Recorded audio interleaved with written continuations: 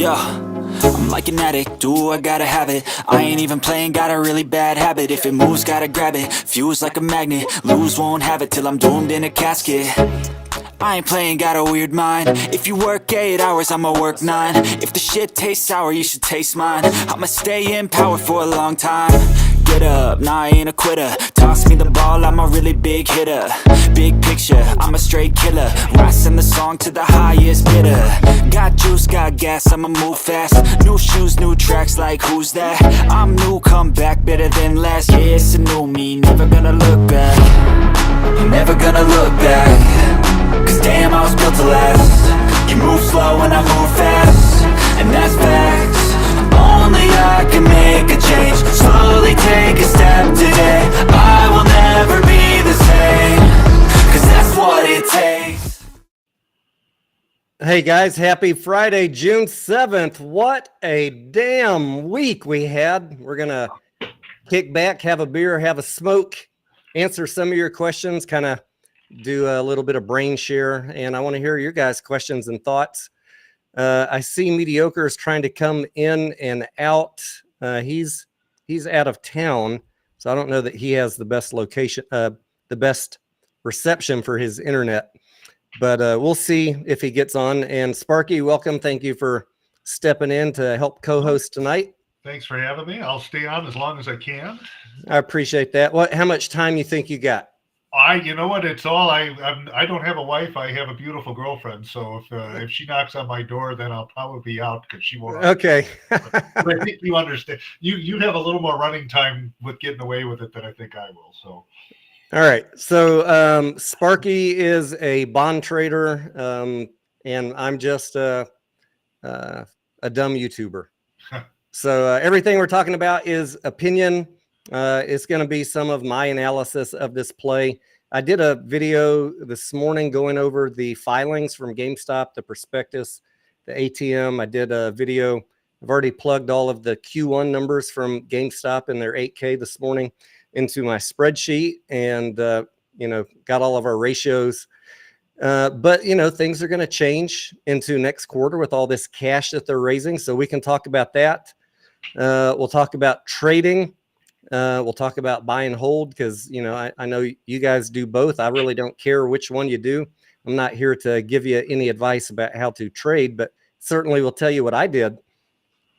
And yeah, I'm mostly a value investor. I like profitable companies. I like blue chip companies, but I'm also a momentum trader like many of you.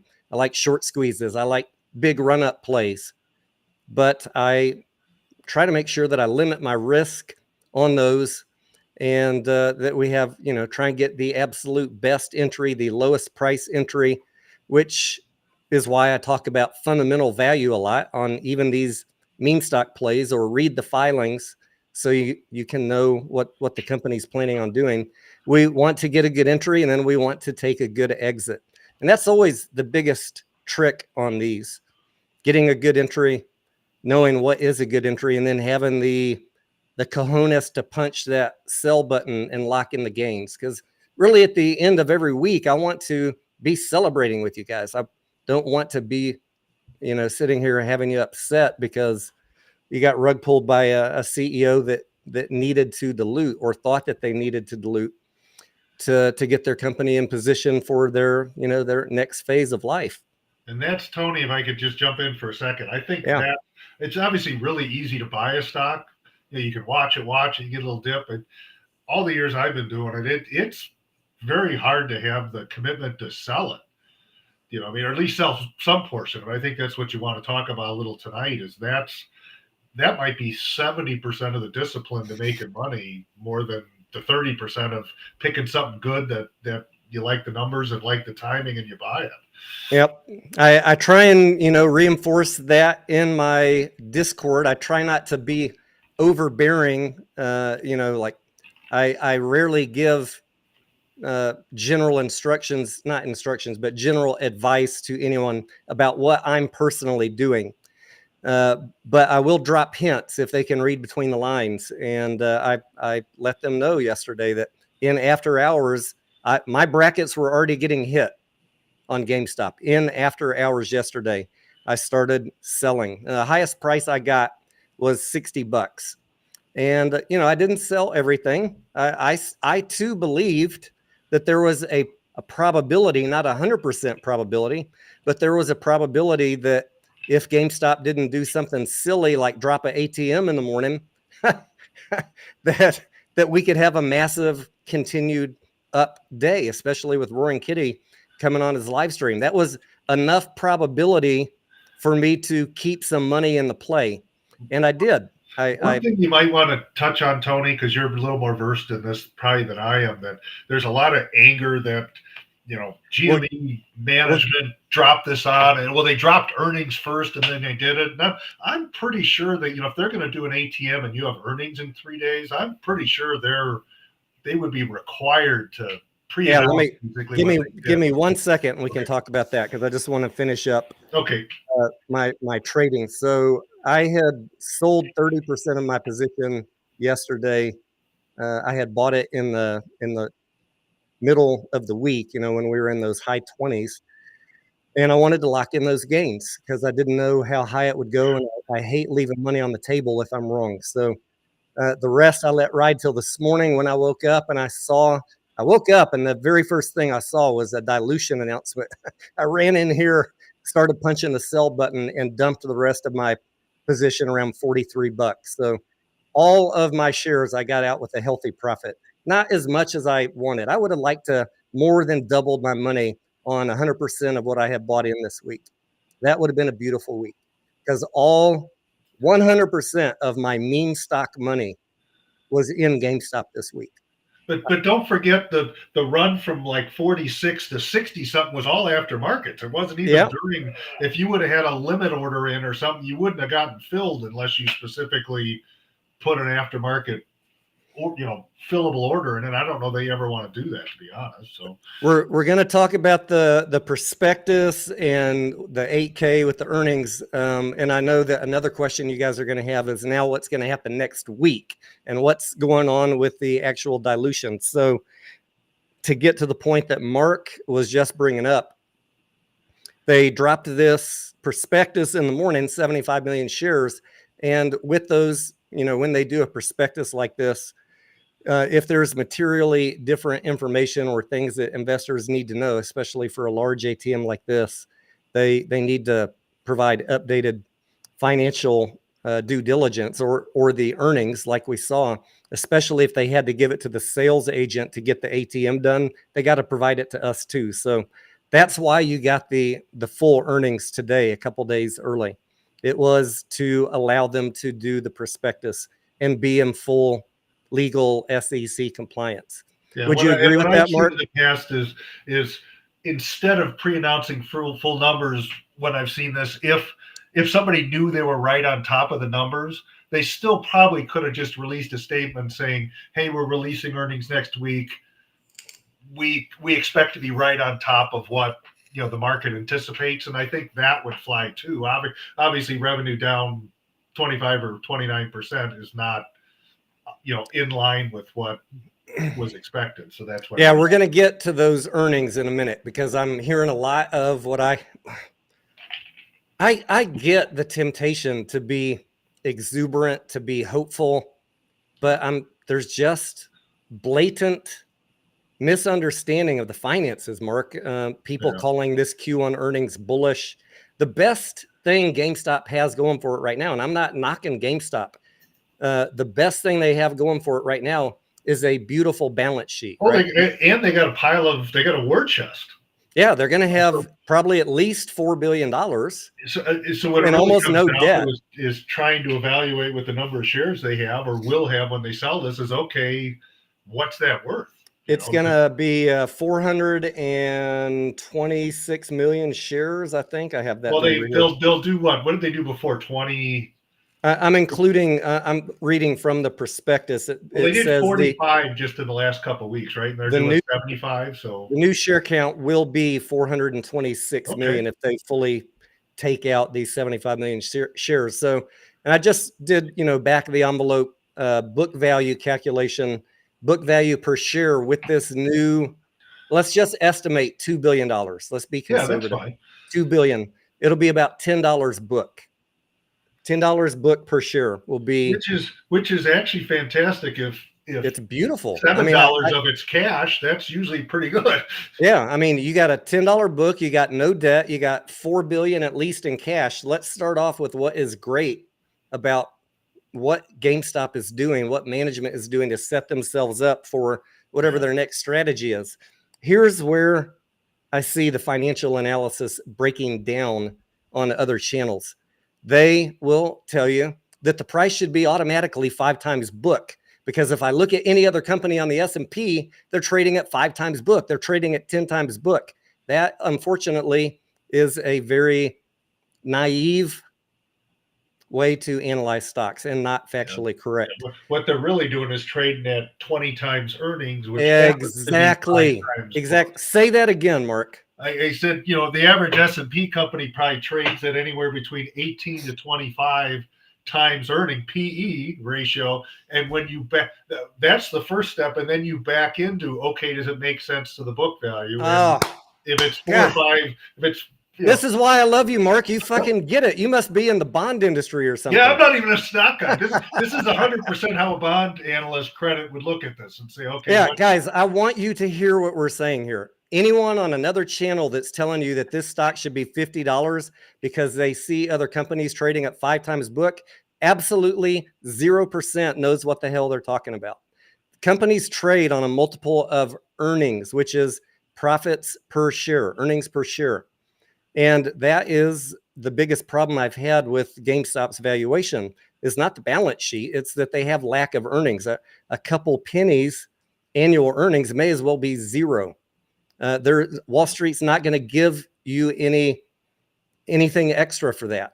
And they're not going to give you anything. Acquisitions, $4 billion. They're not going to give you, Mark, any extra for $4 billion on the balance sheet than book value. Right? Because there's no demonstrated profits yet.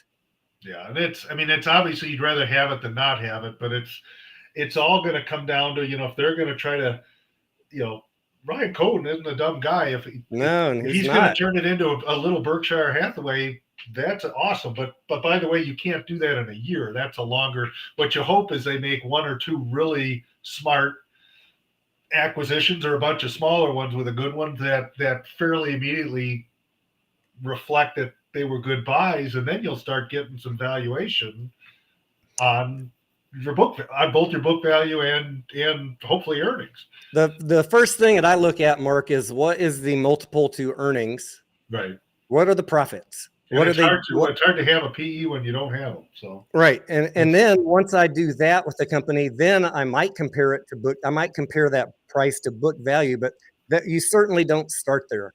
Right. As a value investor, where would you look at book value? You would look at it and like Keith Gill did back in 2020.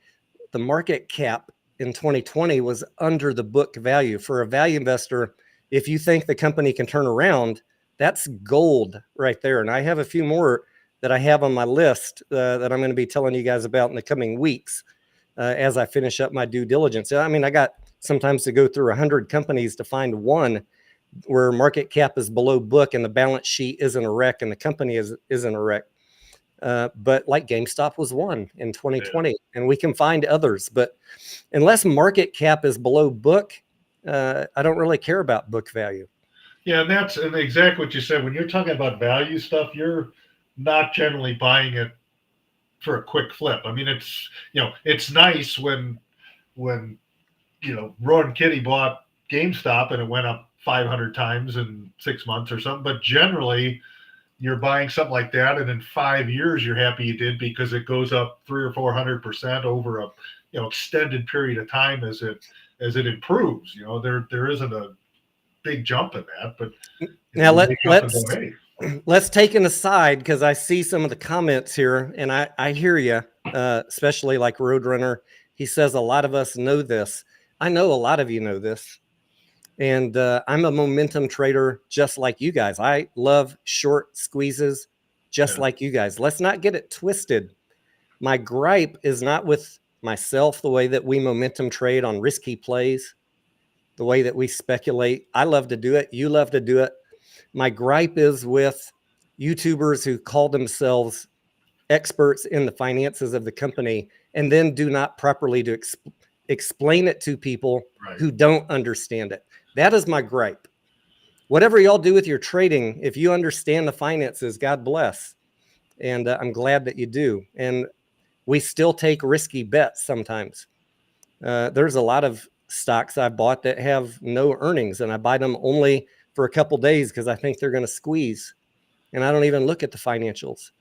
But when people are on YouTube acting like they know what they're talking about, and they clearly don't, that bothers me, because when you say it with conviction, people that don't know any better will believe you. And that is a big problem on YouTube. And you point this out a lot, that there's nothing wrong with taking shots, especially momentum things. Hey, this thing's going up.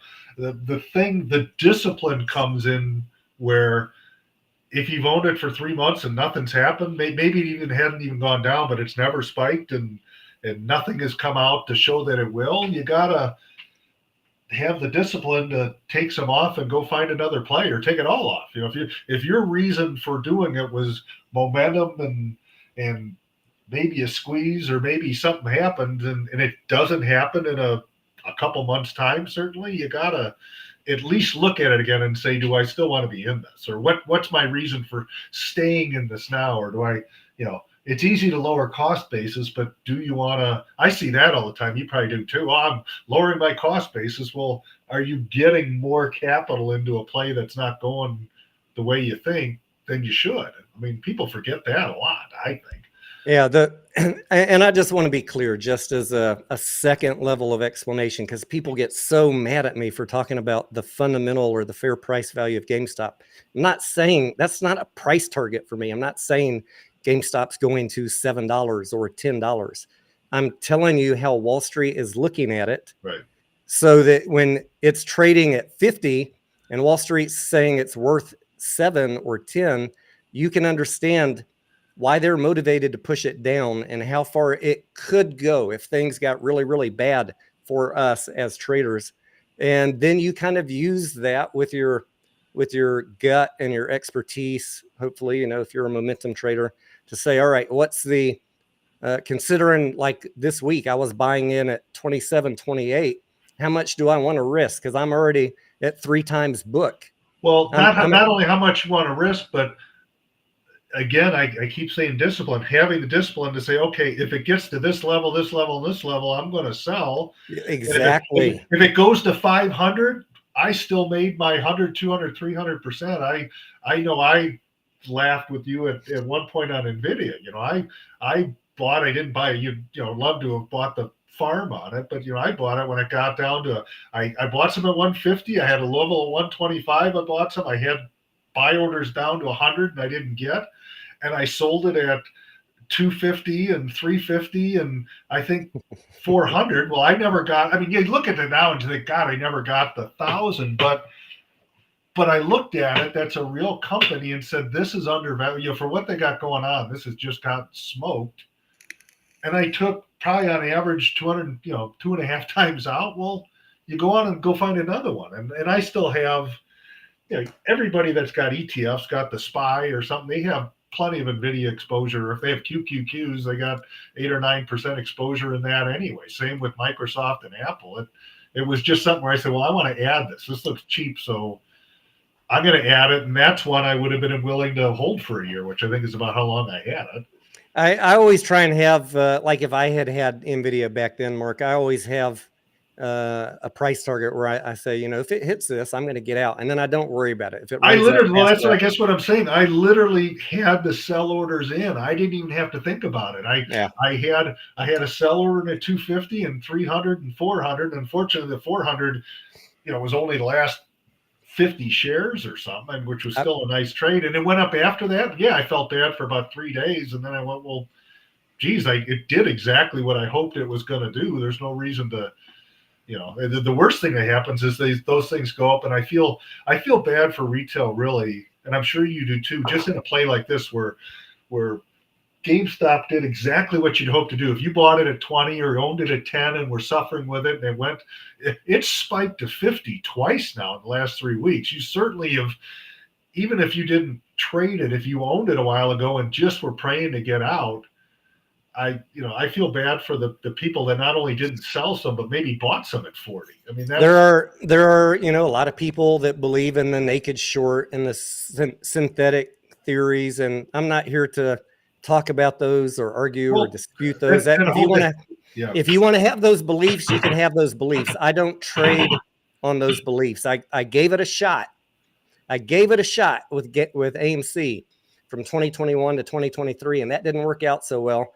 I had made a lot of money in June of 2021 and bought some more shares in at too high of a price and gave some of that money back. I was lucky to get out of AMC, still, keeping a lot of what I made back in 2021, but I gave some back trying the whole, let's see how this whole synthetic buy and hold thing works. And, once I changed my outlook on things around the end of 2023, said, I'm not doing that anymore. This buy and hold stuff, even if it's correct, we're not winning. I just treat every play like any other stock. If it hits my target, I'm going to take the money. And if it falls back down, I'll buy back in. Even going back to what your strategy was today. Now, there was a specific reason, obviously, you sold the rest of it in the 40s today because they were dropping a share offering. But let's say they hadn't done that. If you sold 20, you bought it at 20, if you sold 25% at 40 and 25% at 50 and 25% at 60, and the market dumped today and you still had 20 or 25%, it's free money because you've already taken over 100% out. And even if it goes back down to 10, that's something you can hang on to, and it's fine. I mean, you didn't lose anything because you were disciplined on it. You can make a decision later what you want to do. Dan is asking about the whale teeth. That is, let me see if I can pull up this pattern here that he's talking about. He's looking for the what? The whale teeth. Let me put up a chart on the screen for everybody. You're beyond me. I don't think anybody talks about whale teeth. I know. I'm going to rely on you on that. We also call them, Mark, the crime candles. Yeah, I'm not a candle. I should learn that stuff. I try to do it, but I'm trying to get my Weeble screen up here. When I don't have an actual job and I can spend all day looking at this stuff. Let's do this. The technical student, because I think that stuff is fascinating. We're talking about these three big spikes, right, Dan, in after hours. When it's trading in the 20s and you see boom, boom, boom up to 60. Yeah. I'm just going to tell you my guess because I see this often. And I can't tell you that I'm 100% correct, but it seems a logical explanation for me. And I always look for logic. These were trades from earlier in the day that for whatever reason, when it was trading at $63 in pre-market, got hung up in the system and hit the tape at the end of the day and after hours. Or they could be, because I know, and I should be quiet because I don't, but there's no, go ahead. I don't know for sure. No, I was going to say, I think it's even more likely, and I'm not a stock person, but you do have, everybody always talks about order imbalance and, buy and sell on close and matching that up. And it's actually very likely. I think it's likely those, that's basically a market order. That's the problem with it. That's why I don't think you can really look at that. And, DG for one, I probably shouldn't mention any initials, but, they're real big on this order imbalance. Well, you can go through the S&P, you can go to Google order imbalance, and you can see it's out there on every stock. What we could also do, if you're really, really curious about it, is pull up a time and sales report and look at this 1 minute time frame. And that's a good idea too. And see if you can pick out the trade. What was the trade size? And it could be, and it very well, like you said, it I don't know operationally what they're required to do. I mean, I was in clearing 25 years ago, but when I started, but that was a very different time than now. When you'd post equity trades like against convertibles or something, you might be 100% right. It may have been a trade at 230 that they just never posted, so they did. And what's dangerous about after hours, and I'm sure you'll back it up, it's that's the Wild West. I mean, it's great when you can take advantage of it like you do and sell some, but you got to remember that's almost all retail volume. There's no market makers, there's no rules, there's no halts. Everybody gets excited about that, but that's, you don't want to go put a market order in after hours because you don't know where it's going to get filled and what they're going to match it up against. And that's, this 24-hour trading, I think will probably happen everywhere, but until it becomes much more systematically even, where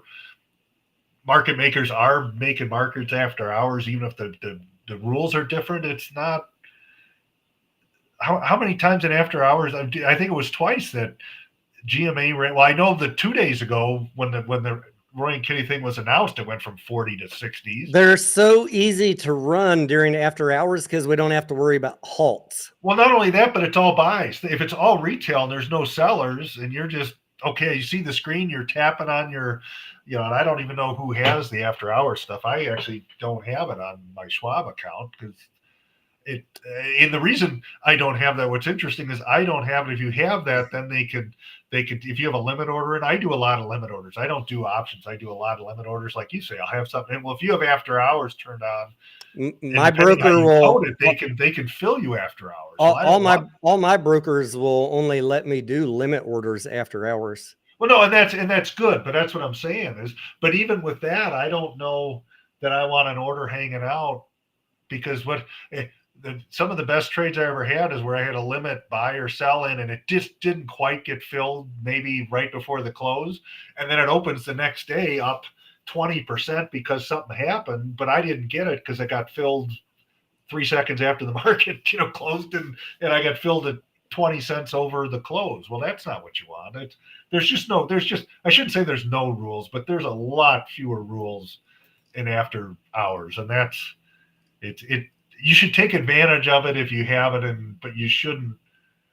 I don't think you should be buying big positions. It's great for selling. I don't think you should be loading the boat because you just don't know what it's. I want to talk about the halts, Mark, because I'll let you do that because look, guys, I'm probably not going to tell you what you want to hear because I'm just a black and white logic guy. And I mean, I'll put a link to the regulation. There's a limit up, limit down regulation with all sorts of math in it. Exactly how these limit up, limit down halts happen. How many pages is this document? While you're looking through this, it's 40. I'm not going to read it. I'll put a link in it's from FINRA. It's 40 pages. But I just want to show you this table, which is a summary. And guys, this is programmed into the exchange. Yeah, it's mechanical. Nobody decides. There's nobody trying to rip you off with fake halts. If the price moves, it's gonna halt. It's a volatility halt. Yeah, and I think the only thing I'll add to that is I saw it all over today, and I had people attacking me. Oh, look at all the trading halts today. It killed us. No, just like maybe it slows you down on the way up. Today, the halts were to protect, slowed it down on the way down. I mean, without that in there, the stock could have been at 8 today. Without that in there, high frequency trading machines could have taken this thing down to $15 or $8. I mean, if there's just no rule, it's the same thing. It's in there for a reason, and it doesn't go up and down. I want you to hear what I'm saying. You don't have to like it, but I want you to consider it over the weekend. Like, what would happen if machines were allowed to trade this thing with no halts and to give people a pause and to give the market makers a chance to make sense of all the orders coming in? You literally could have been run down to an ungodly low number in a matter of minutes. That's why these circuit breakers were added to the system. And you want to go become an expert, read that 40-page FINRA document. And even I've read it a half dozen times, and it's still complicated because of the way that they calculate where does the 5 minutes start. Right. If people look at a candle on a chart, well, I see this candle, and 5 candles later, that wasn't exactly 5%. You're not looking at the computer on the exchange that is marking, the exact rolling 5 minutes or 10 minutes, wherever the fuck the time is. Yeah. So we'll get close by looking at a chart, but the computer on the exchange is throwing the circuit breaker. Well, I wonder, and the reason for that, what happens, and it's maybe a little different. I'm old enough that, my first job was at a bank, and we were in the American Stock Exchange in Chicago, and our windows actually looked at the floor. And when you would have a halt, even back 25 years ago, you literally would see the group of market makers get together, and they're matching up where the price should be, and it would reopen. Now that doesn't happen because you could shoot a gun through the trading floor now. Everything's electronic, but it's basically the same thing. They stop it, no trades printed, and they let the buys and sells compile. So when they open it, it's in as an orderly fashion as possible. And sometimes it still isn't, and then they halt it again. 5 minutes later.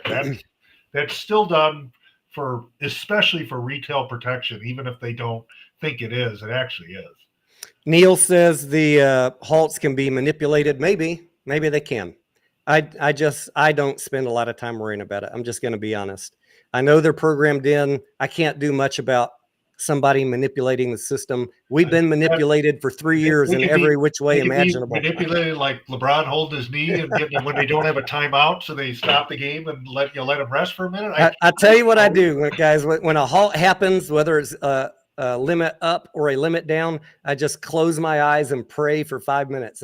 I worry zero about it because there's nothing I can do about it. There are bigger forces at work. I know that they're programmed in. Could they be smart enough to overcome the built-in programming? Maybe so, but what am I going to do about it? What's up, Corex? I thought you got kidnapped by somebody wearing a popcorn suit. I hadn't heard from you all day. Do you want me to send you an invite? But you got to be nice. You got to be nice if you come on. We got a lot of people trying to process what the fuck happened today. He said he got suspended from Twitter. Oh my God. Damn.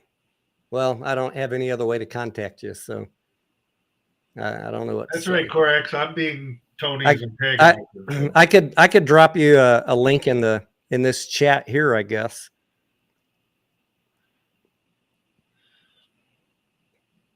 That's what I need is a cigar. I got plenty of drink going. I need a cigar, although I need to do more evening live streams because I got 3 boxes of cigars piled up over here. I slowed down on my evening live streams because of all the nut jobs out there. And it just wasn't worth the headaches and the hassle of dealing with. I took the heat off you today, Tony. They were all attacking me this on YouTube, so that's probably why your feed didn't look too bad. Corex, let's see if this works here. Hang on one second.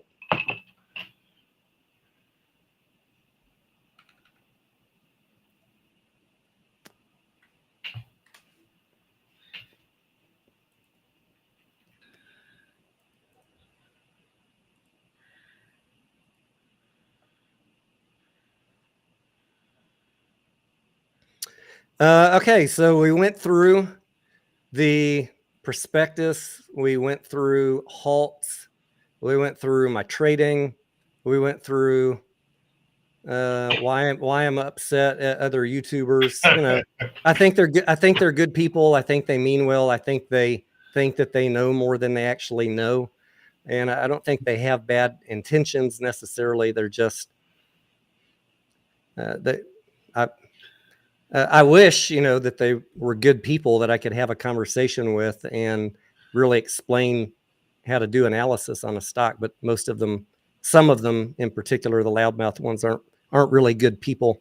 I'll if you're looking for a little change in subject, I'll ask you a question because you probably know this more than I do. Yeah, go ahead. And guys, drop your questions in here too. I saw a lot today about DRS, direct registered shares. Yeah. And it seems to me, and this is my opinion on this, is first of all, I don't think it would ever cause a squeeze. I mean, I suppose in theory, if you got 90% of the shares DRS, then if it was 20% short, they wouldn't be able to borrow them because it is true they can't borrow those. But I was reading the FINRA thing today because I want to make sure I was talking about the same thing. The problem with DRS is it's when you have spikes like this that sometimes only last a day or so, you don't call them and click a button and sell your shares. Yeah, nope. I think there's a couple steps you have to go to, including you might have, because they're not in your broker's name, they're in your name. They're not what they used to call street name. I don't know if that's what it's called anymore. Yeah, it's still you might have to like literally send them a signed and validated bond. It used to be a bond power, maybe, or I'm not sure what they call it now, but you might have to send them something physically to get your shares available to be delivered and sold. And not that you couldn't do that in a day or two, but that means you can't go click a button on TD and sell them. That means when it drops 40% like it did today, that you just don't have to or it goes up 50% and you're sitting there going, God, I want to sell, but they're not, they're sitting, Yeah. I don't think there's anything wrong with it. I understand why people do it, but it definitely limits your ability to act quickly, I think. And somebody tell me if you think I'm wrong, but I don't think I am. Here's my take on it, Mark, and I got a long history with DRS because I've always that's why I brought it up. I've always only said one thing: do whatever you want. Yeah. If you want a DRS, DRS. If you don't want a DRS, don't DRS. I also said it's not going to be a topic that I push as a narrative because I did my own research for myself and I identified some of those same concerns that you have. I also, in my opinion, for myself, identified what I saw as a very clunky company, a very clunky website, a very clunky process. And I had, for myself, my opinion, a high level of concern that I wouldn't be able to exit a play in a mad rush for the exits during a squeeze. And I want the ability to punch a button and be out in 2 seconds. No, and that's where I was going with that. I wasn't talking about it in terms of squeezes or anything else, but clunky. I think clunky is an excellent adjective. And here's the thing, Mark. People took my position, what I just explained to you, and said Tony Denaro is against DRS. Tony Denaro's trash talking anybody who's for DRS. Because it has to be black or white. Yeah, they're just complete pathological liars because there's 3 years of history of me talking about DRS and my position has always been constant. Do whatever you want. I don't care, but I'm not going to talk about it. And the fact that these little nimrods, I wouldn't get behind them and support their little idea. They turned it into a whole hate Tony Denaro campaign. And, I can't worry about dipshits like that. I said what I said. The public record is there. And I really don't care what you do. Yeah, a lot of people. I'm not a big media star like the two of you guys are. I just, all you have to do is look at it yourself. And like I said, FINRA has it right on there. It tells you exactly how it is, tells you exactly what the process to undo it so you can sell them. And correct. What is look at that and say, I can't push a button and sell it or buy it. So what's correct? Based on recent legal proceedings in the last year, what is one let's talk good about DRS for a second. Yes. What is one very strong benefit that we identified? You're going to definitely get your postcard first. You are going to get your postcards first. It's in your name. They'll mail it directly to you. Yeah. Versus if you're, holding your shares in your broker, you're a beneficiary, a beneficial owner. Mm-hmm. The broker is the owner of the shares. You're the beneficial. Well, that was the big problem that happened with, I can't remember what his name was. He was trying to sue AMC to get, I think it was 220 discovery in the Delaware Court of Chancery. And they were like, okay, prove that you're a shareholder. And he's like, well, you should be on my records. It's like, all we see is the brokers and the DRS people. Who the fuck are you? And so he had his brokerage records and they got that cleared up. But there's this misunderstanding that like AMC knows who the fuck you are if you have your shares at Robinhood or whatever. Yeah. All they see is we got 40 brokers and they have 3 million accounts. And I see AMC mislabel that as 3 million retail shareholders. Yeah, I would downrate that number because many of us have multiple accounts and that might be 3 million account holders and 800,000 shareholders. You got like an IRA and a regular brokerage account. That way you can get tax advantage benefits from some of your positions. So the other thing, Sparky, about the DRS, some of these people say, well, that's okay. It's okay if I can't sell them or it's clunky because those are my forever shares. And that's fine. And that's fine. Right. I say the fine. same thing. A little bit more sinister along that route. I think it's kind of by design that like it keeps you stuck in the system. If it's really hard and clunky for you to get rid of your shares and you're a member of these like cult groups, then it's definitely to the advantage to make it as hard as possible, because humans are, and I say all of us are nothing but lazy sometimes. And if it's hard to do something, we are less likely to follow through on doing it. So DRS keeps the cult members in line. Again, all I can say, and then I think we could probably move on to the next thing. Having, in 1988, when I started in the investment business, it was in the clearing room of a bank at the stock exchange, and it was very apparent that stock used to trade with, you'd have your certificate and you'd have the medallion stamp bond power, and that would run over you. If Manny Hanny is where it was sold, you'd have somebody physically run it over and hand it to them. And the whole reason DTC exists, and for all the people that pick on that, the whole reason it exists is you could never trade 100 billion shares a day under the old system. It just would never happen. It just, and that's why it used to be T+5 too, and not T+1 like it is today. I see Manuel and Anya asking or talking about the same topic. Why did they dilute? And Manuel said, because they could. Yeah. No, I mean, that's always the easiest part of, Manuel said every company dilutes when the share price is grossly overvalued. I want to give everybody a chance to talk about that, but I also want to tout my video again that I made for you guys a year ago after seeing this happen over and over and over and over and over and over and over and over in every retail play. And people always act surprised. Why is this happening? Why are they diluting? Where's all this dilution coming from? This is a little comedy video I made for you guys. It's called the CEO Handbook, but the material is 100% serious. And if you have a good sense of humor, you will learn why. Why do they dilute? A, because they can. B, because they need to. And C, if they can't, they're going to figure out a way to do it. Those are chapters. Everyone learned that. Yeah, that's chapters 1, 2, and 3 in a nutshell. If they can't, they will figure out a way to do it. And I want you to hearken back to GameStop 2 weeks ago, where it took them 4 days. They weren't ready. He wasn't ready. Ryan wasn't ready. Well, Tony, you and I talked about that when AMC first hit the sell button, that we were, I think, both kind of surprised they didn't have it teed up and ready to go on the first spike, whatever the first week. None of these companies were anticipating this, but this time Ryan was ready. Yeah. And guys, so to get to Anya's question, why did they do it? This is a beautiful question, Anya. Thank you. And you guys can comment in the chat too. Here's the deal. I've said this over and over. I'm going to talk about AMC for 1 second, and then we'll get to Ryan Cohen and GameStop. AMC is diluting because they have negative working capital. They've got debt they need to pay off.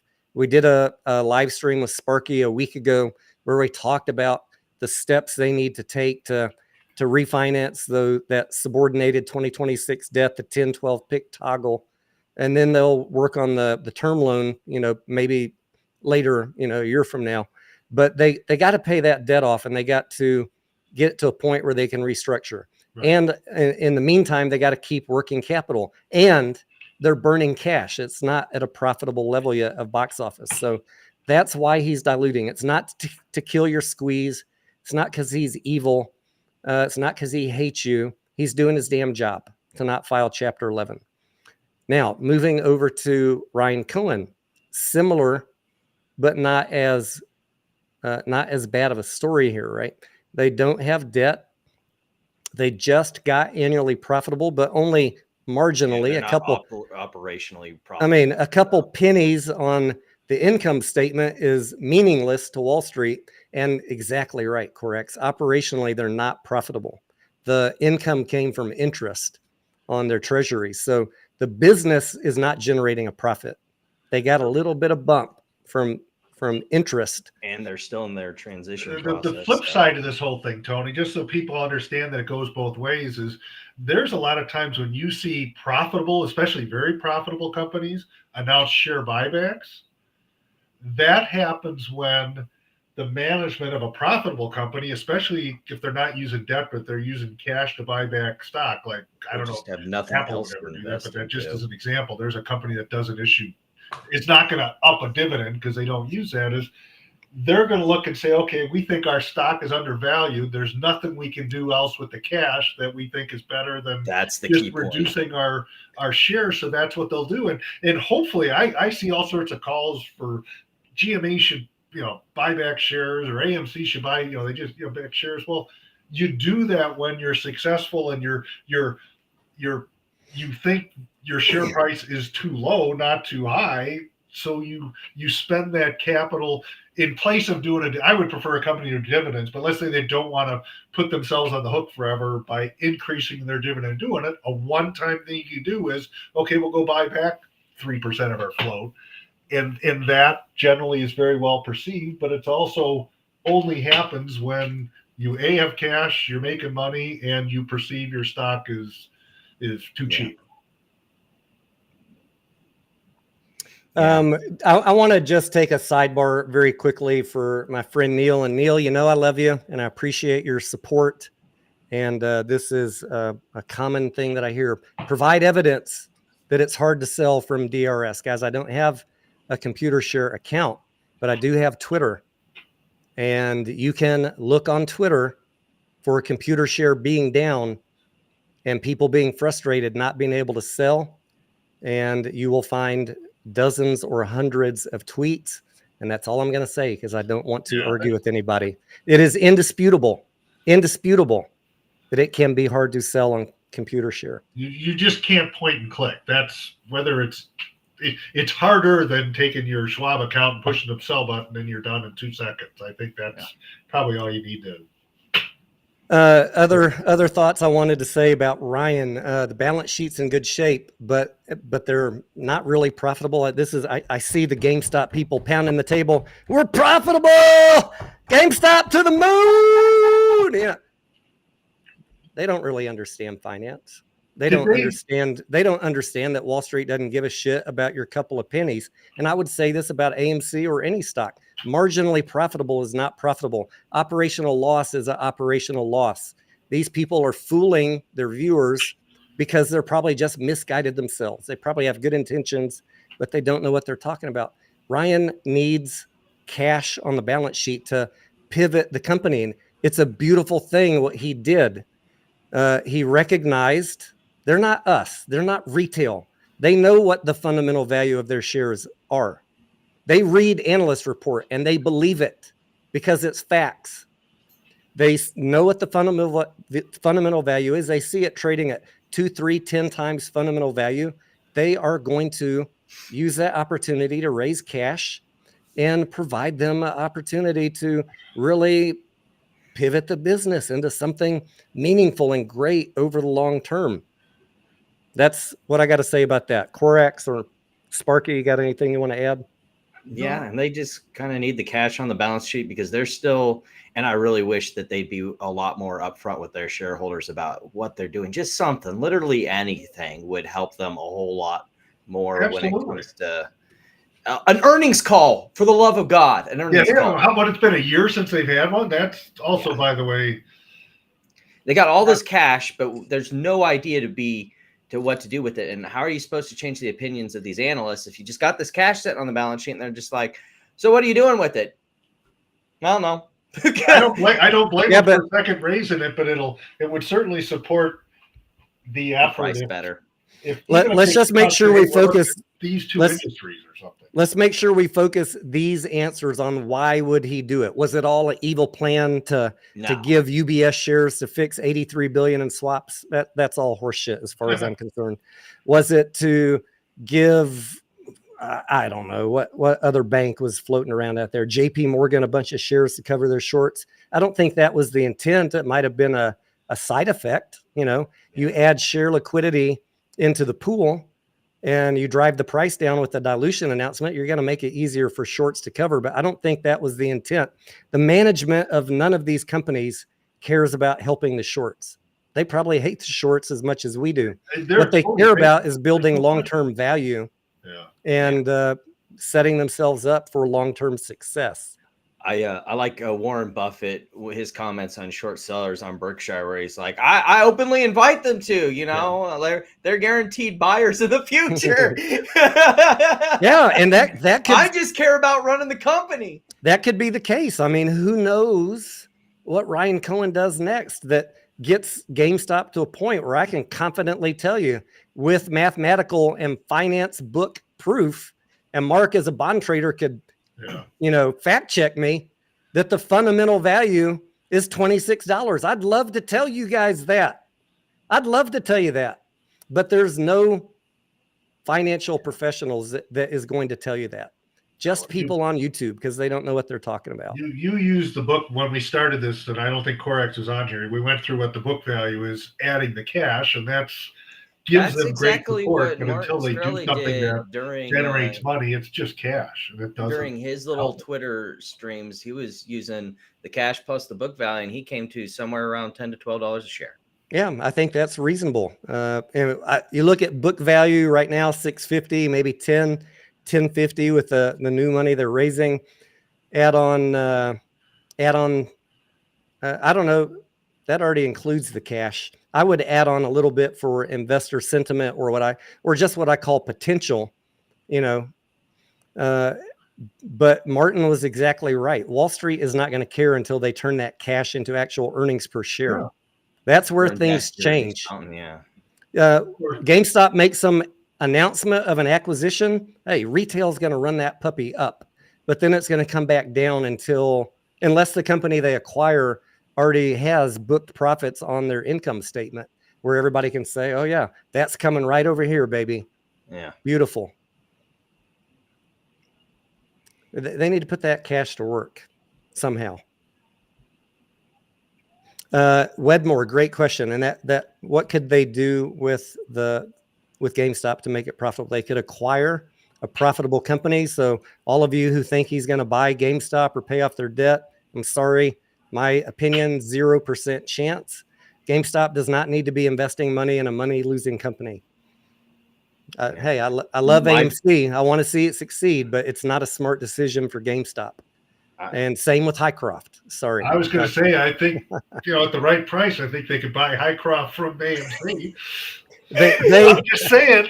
I think I would have a devastating opinion of their management if they invest money in a non-profitable company. I'm just saying, if I'm Adam Aram, I'm on the phone with Ryan Cohen right now. So you just raised an awful lot of money. I got this company. You're taking off my hands for me. I think, Mullins like, can I interest you in an EV? Physical gold coins in your GameStop locations. I got this company that I think could help you know what? Cheap. They keep stacking back this cash. I wonder if they're getting ready for they still need to have their digital experience maybe get better, but I really think the best thing that they could do is completely refresh their stores, get rid of all this physical media, use that space for something product that would sell, maybe open it up. Like one of the big things, like we were talking on that video, Tony, where they were going over the 4 pillars of their plan, just as Ryan Cohen was coming in the door, going over Roaring Kitty's videos, and that the best way that you could create that connection with the community is like you freed up all the space. Cool. Let's have trading card night or do stuff like just something. And it feels like all this cash is coming together for them to maybe not buy something out, but to put energy back into the business, refresh GameStop, give it a new start, change its image, make it more of like these, little mom and pop gaming stores that you see around, where there's a lot more interaction with the community. There's stuff that people want to see in the stores that they'll buy rather than going to Amazon. And that probably is not an enormous investment either. I mean, that's the thing.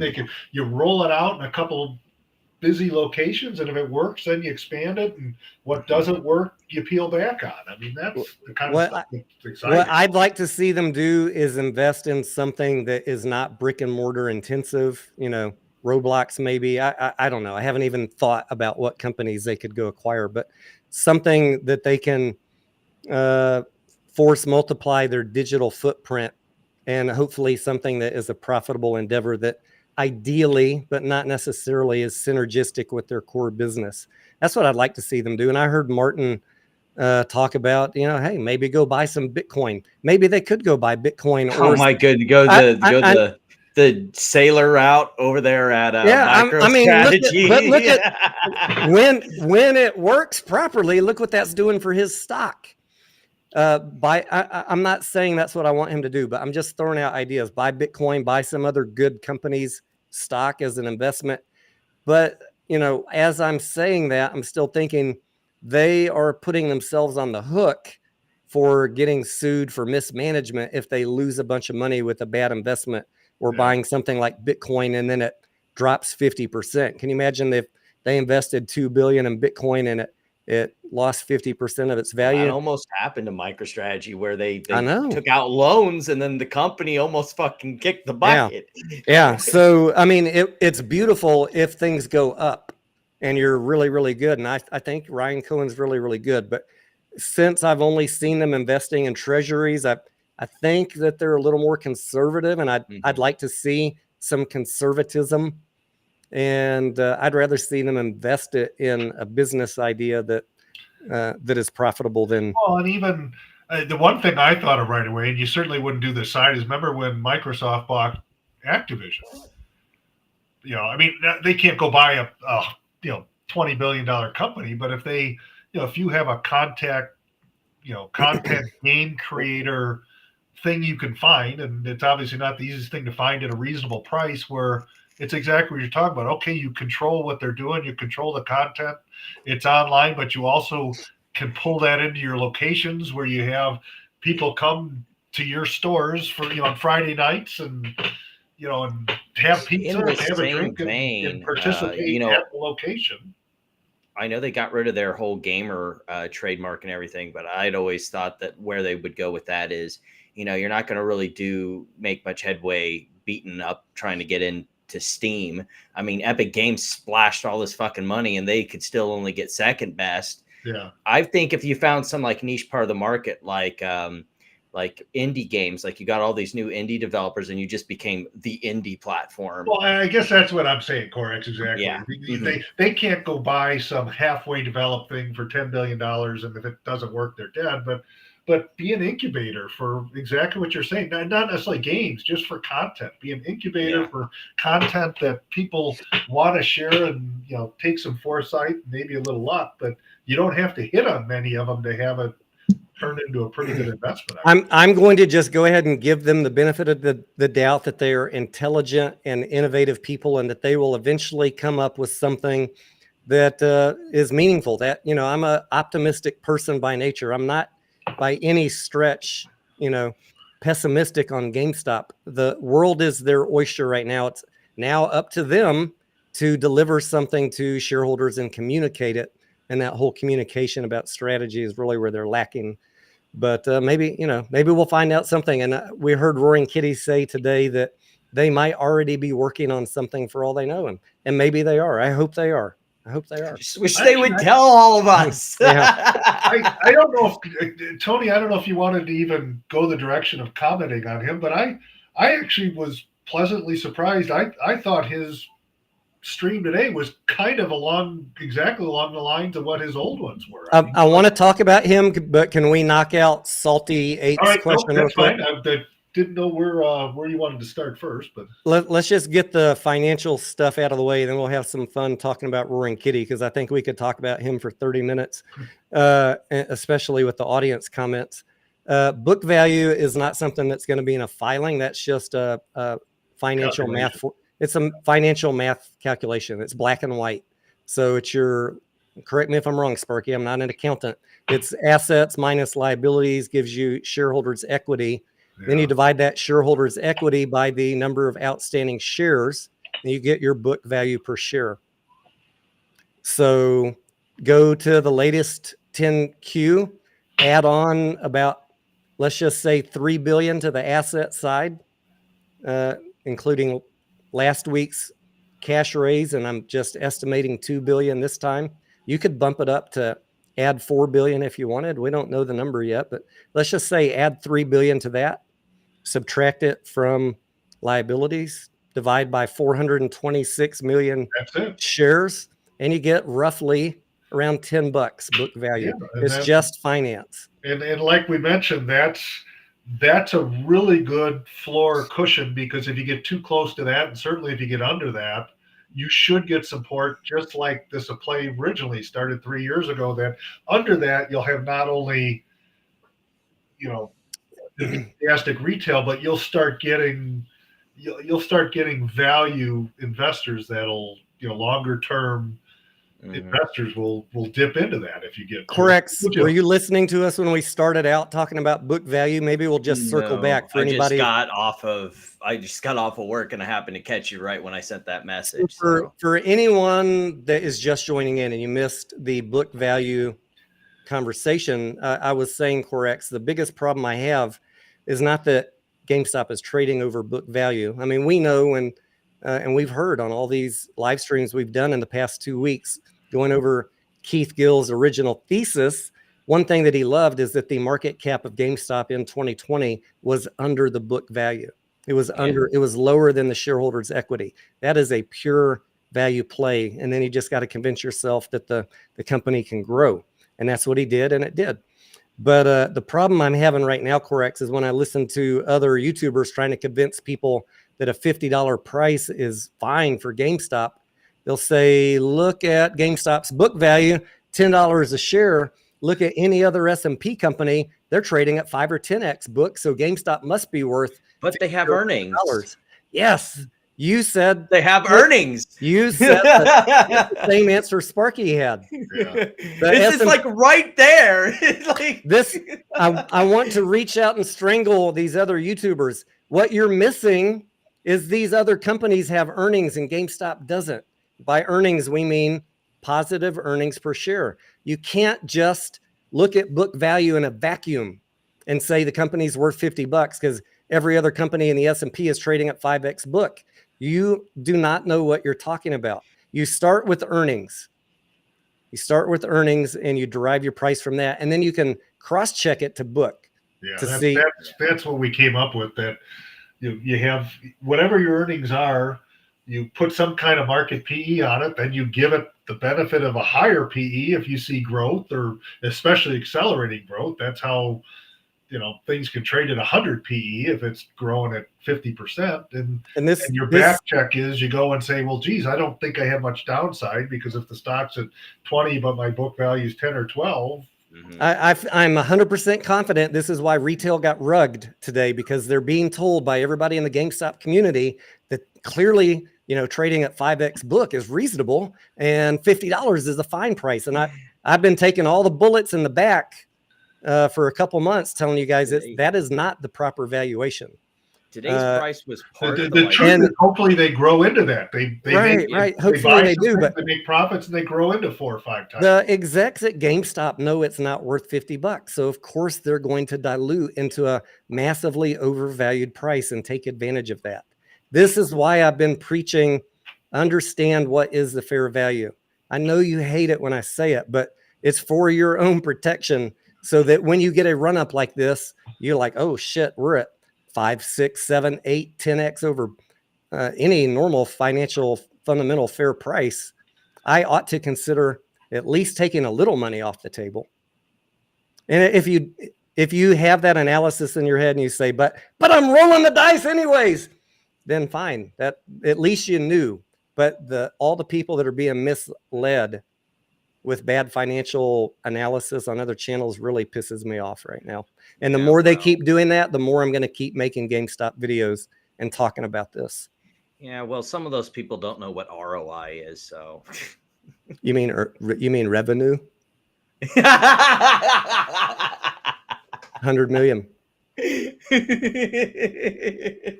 Oh, you meant that revenue. Yeah. That in my world, we talk about revenue as, something else. Yeah, that's Well, I on just Mars, maybe. Blue Sky says, Tony, don't fight. I can't help YouTubers that are arrogant. And what's the word you use, Corex? The Dunning-Kruger. Yeah. I can't Mount help those stupid. YouTubers, but I do care about you guys. And I know I'm not gonna be able to help their diehard believers on these other channels. They have drank the Kool-Aid and they just hate me with a passion. But I hope, I pray, I wish that you guys would see I'm trying to explain something meaningful to you, to help you lock in some gains and know when to take them. And just like me, I don't know if I told you guys, after I sold last night at $60 and the rest at 43 today and locked in all of my gains, I bought some more today at market close around 28 bucks. Because guess what? I was all back in cash, made a lot of money this week in GameStop. And I took just a little bit of that. And I think there's still a chance that it could go down next week. So I didn't roll it all back in at 28 bucks. Just put a toe in the water to make it interesting. But I was quite happy setting out all of this week with all that excitement. It was far too exciting for me. I stuck with you. I was trying to have. I do think I want to buy, and I never did because I just thought they were too expensive. I thought I was going to do either a buy, and I kept missing it because pre-market wasn't opening fast enough on Fidelity, and it just kept ripping. It's like, yeah, shorting that was definitely not the plan this week. Yeah. Anytime it had a dip, I'm glad you didn't. And I get accused a lot of being a short seller, guys. If this is your first time here, I want to be clear. Never in my life one time have I shorted a stock. People, well, why are you talking about the fundamental value then? To help teach you. A short is not going to teach you what proper fundamental value is. They're going to tell you, buy that fucker. Run it up. Never interrupt God bless you for shorting. You got to remember, shorting's unlimited risk. If you buy a put that doesn't go your way, all you do is lose your premium. Let's pivot into talking about Keith Gill, the Roaring Kitty live stream today. I'm gonna go grab a cold beer because I've got just a couple sips. But Corex, did you watch it today, Sparky? I watched it. I caught up with it when I was. All right, when let's go Corex first. I'll be right back. Yeah, I watched it through Hannah's live stream, and I found it pretty milquetoast. But then again, like the company hasn't given him anything to talk about. But the original 3 years ago were all pretty dry. And well, I mean, it's very entertaining. He definitely got more in depth in the fundamentals, and it just feels like this is more like. He knows it's a Wall Street bet. Just I'm throwing the dice and hoping it comes up on the line, with what I bet. And it doesn't feel like that this is like the value plays that he's done in the past. It just feels like he's rolling the dice, and he knows that he's going to have some support on that gamble because there's people that'll be his mooks. Well, and he obviously already has more money than anything he ever need in the bank, even if his calls go to zero. Oh yeah, even if this gets washed up, he had a huge cash position too that he showed, right? I give him credit for coming on, but at the same time, he can't have the same discussion he had 3 years ago. He can't talk about the price being under book value, and it's not even close. I mean, he certainly can't talk about revenue growth because. When your revenue goes down 25%, it's kind of hard to push that. Correct, because you're more of a stock trader and Sparky is not. I want to hear your thoughts, and then I'm going to share mine. The price obviously came down today for a couple reasons. The dilution announcement, and then Roaring Kitty didn't exercise his options live on his live stream, and he really didn't have any meaningful news. So the price just got tanked. But here's what I want your opinion on, and Sparky, you too, but I'm going to let Corex go first. Do you think, and we can talk about, is the dilution done? But whenever the dilution's done, however many days it takes, when the dilution done announcement comes out, let's say it's Monday, Tuesday, Wednesday, and if we are able to hold in this high 20 range, 27, 28, until then, do you think there will be a resurgence in price over excitement that the company has 4 or 5 billion cash on the balance sheet? I'd say it depends. I love I prefacing know with it depends. this is a very dangerous, and this is just opinion, guys. We don't Right. fucking know. We're just, and I want to hear your thoughts too. I think, having seen GameStop's price this week, a lot of it really depends on some sort of fluctuation in other underlying factors. I think if they announce it, there'll be an initial pop, but where it goes from that pop of after finishing dilution, I think that more has to do with the bond market. First it was the general market just kind of rallied, and then these meme stocks, I noticed, like, it wasn't blow for blow, but I was looking at TLT, and like every GameStop rip was preceded with like TLT doing a pop. Like, it wasn't anywhere near the same because it's like GameStop, but it was just one of those things that it just feels like a lot of this sentiment is just brewing under the, when's the Fed going to cut rates? Come on, give it to us, give it to us, give it to us.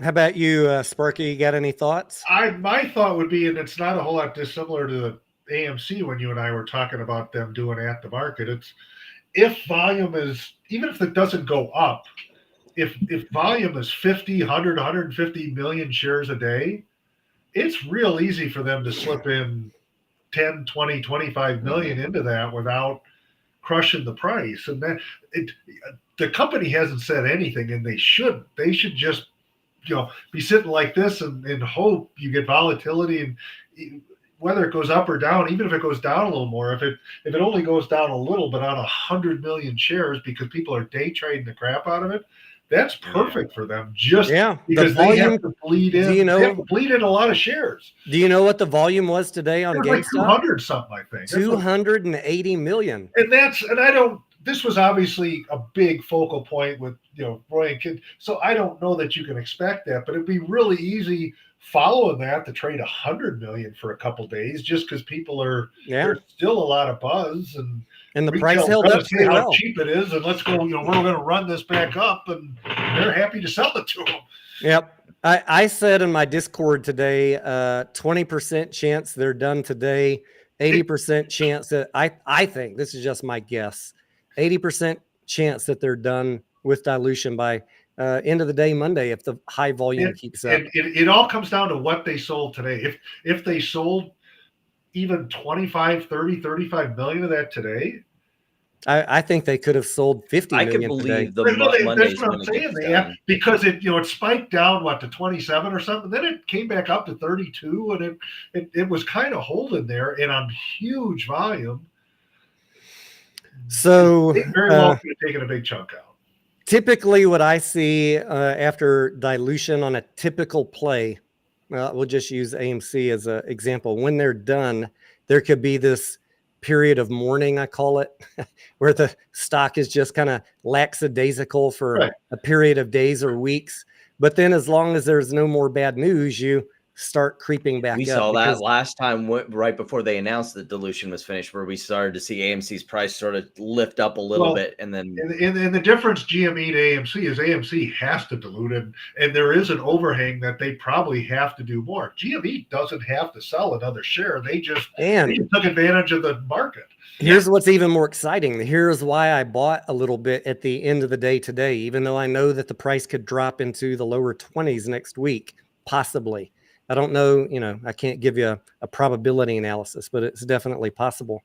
But I think there's a high probability it could hang out right here around 26, 29, maybe even go up.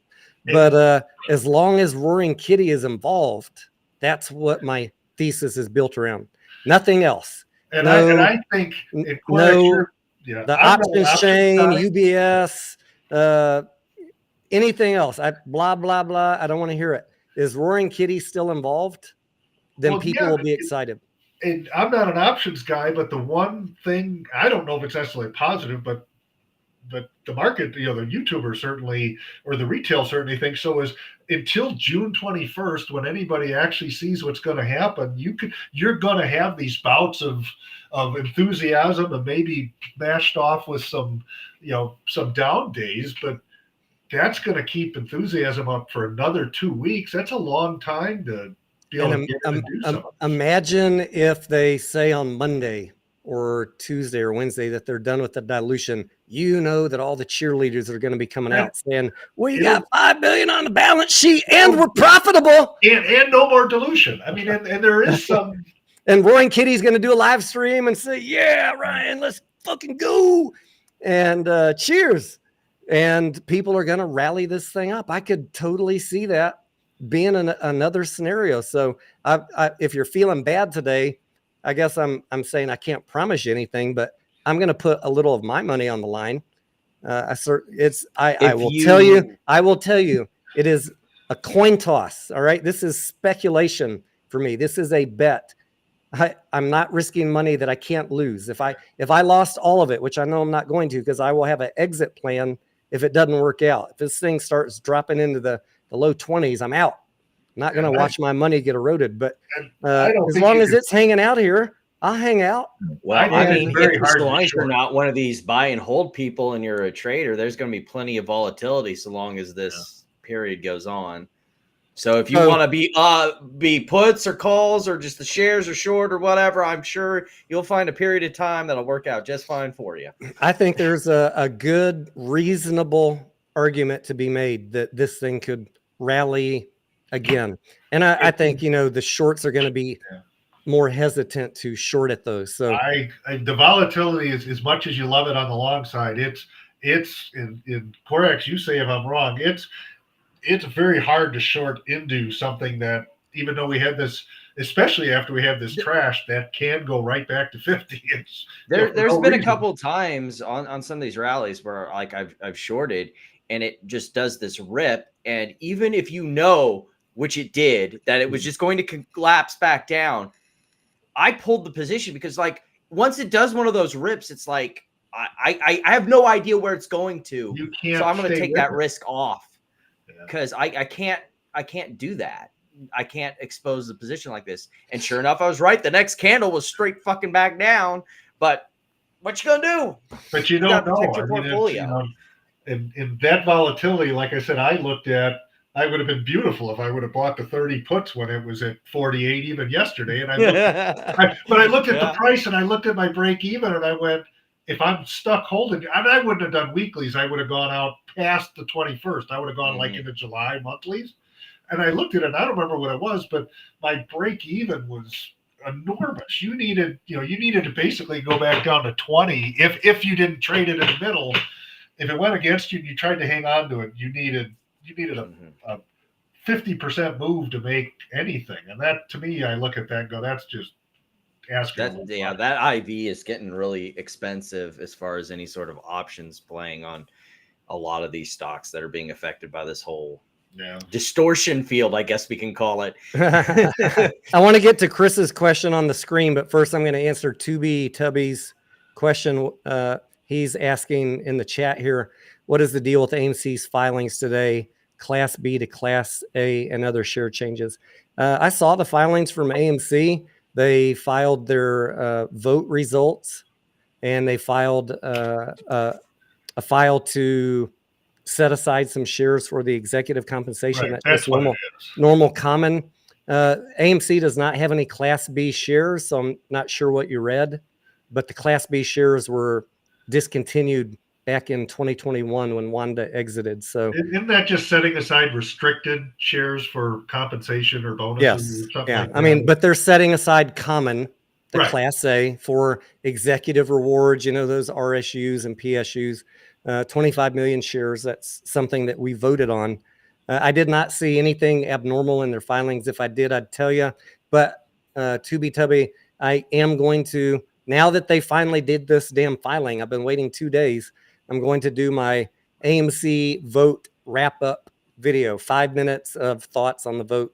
And I'll make sure I read in detail, see if I can find what you're talking about. But it's also not a lot. Isn't it only a couple million shares usually a year? It's not. It's 3 or 4. Yeah, but I don't know the specific wording he's talking about. I mean, Wanda converted their Class B to Class A back in 2020. Yeah, but that was a different thing. And then they discontinued the Class B. We have no Class B.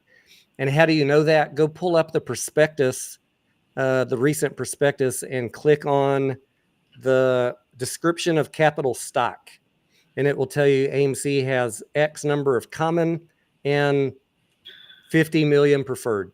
And that's the shares they have. There is no Class B. Maybe those are the ones trading in Germany and Brazil. Don't even start, Bubba. Don't even start. I'm sorry, I get to be snarky a little bit. Well, here's my snark on this. So Mr. Willis did not stop the shareholder vote. Oops. Neil says, don't forget the annual shareholder meeting for GameStop. Thank you for reminding me about that, Neil. And are they going to have a call-in for that? Do you know? It's on the 11th. What day is it on, Neil? It's on the 11th, I think, but I didn't think they were having like question answer. I thought the 11th was going to be 7, 8, 9. The 11th was going to be the earnings date, and they moved it to today. I don't remember what date their annual shareholder meeting is, but if they have a call in, he says yes, call in. All right, if they do, I'll live stream it. Of course, nobody's going to watch my channel because I'm not known as the GameStop guy, and that's fine. But for my viewers, if you're interested, if there's a call, I'll stream it. Chris says, in your opinion, what do you think would have happened to the stock if Roaring Kitty would have exercised his shares today? I love that question. And I got asked that question a lot today, including by people in DMs and in my own Discord. And I'm going to give you my honest answer. And I know why you're asking, because I see all the same social media hype. So where are they going to find the shares? Where are they going to find the shares to give Ryan his 12 million? I'm just going to say, guys, I'm just going to say the same answer. Hey, I don't have different answers in DMs or Discord than I have here with you, ever. It's always the same information. I think that there is nothing that would have happened specific to Ryan exercising his 12 million shares, except there could have been a FOMO bump from people excited about it, but that price bump would have had nothing to do with the fact of him getting 12 million shares from somebody to exercise his options. That is my honest opinion. Correct. What do you think? I think that's pretty straight up. Like, if you didn't think that the brokers were not properly hedged for that, I have serious doubts. And if they weren't, then, well, someone was getting fired. There are a lot of people that have their life and their persona built around this idea that everything is synthetic and naked and we don't talk about that on this channel. I don't base my trading around those sort of narratives, and that makes a lot of people angry, and I get it, and I'll just ask your forgiveness. Don't give up on me. I don't think that those things don't exist, but it's not a factor of what we really talk about on this channel. Have I used the word synthetic or naked ever in the past 3 years? Sure.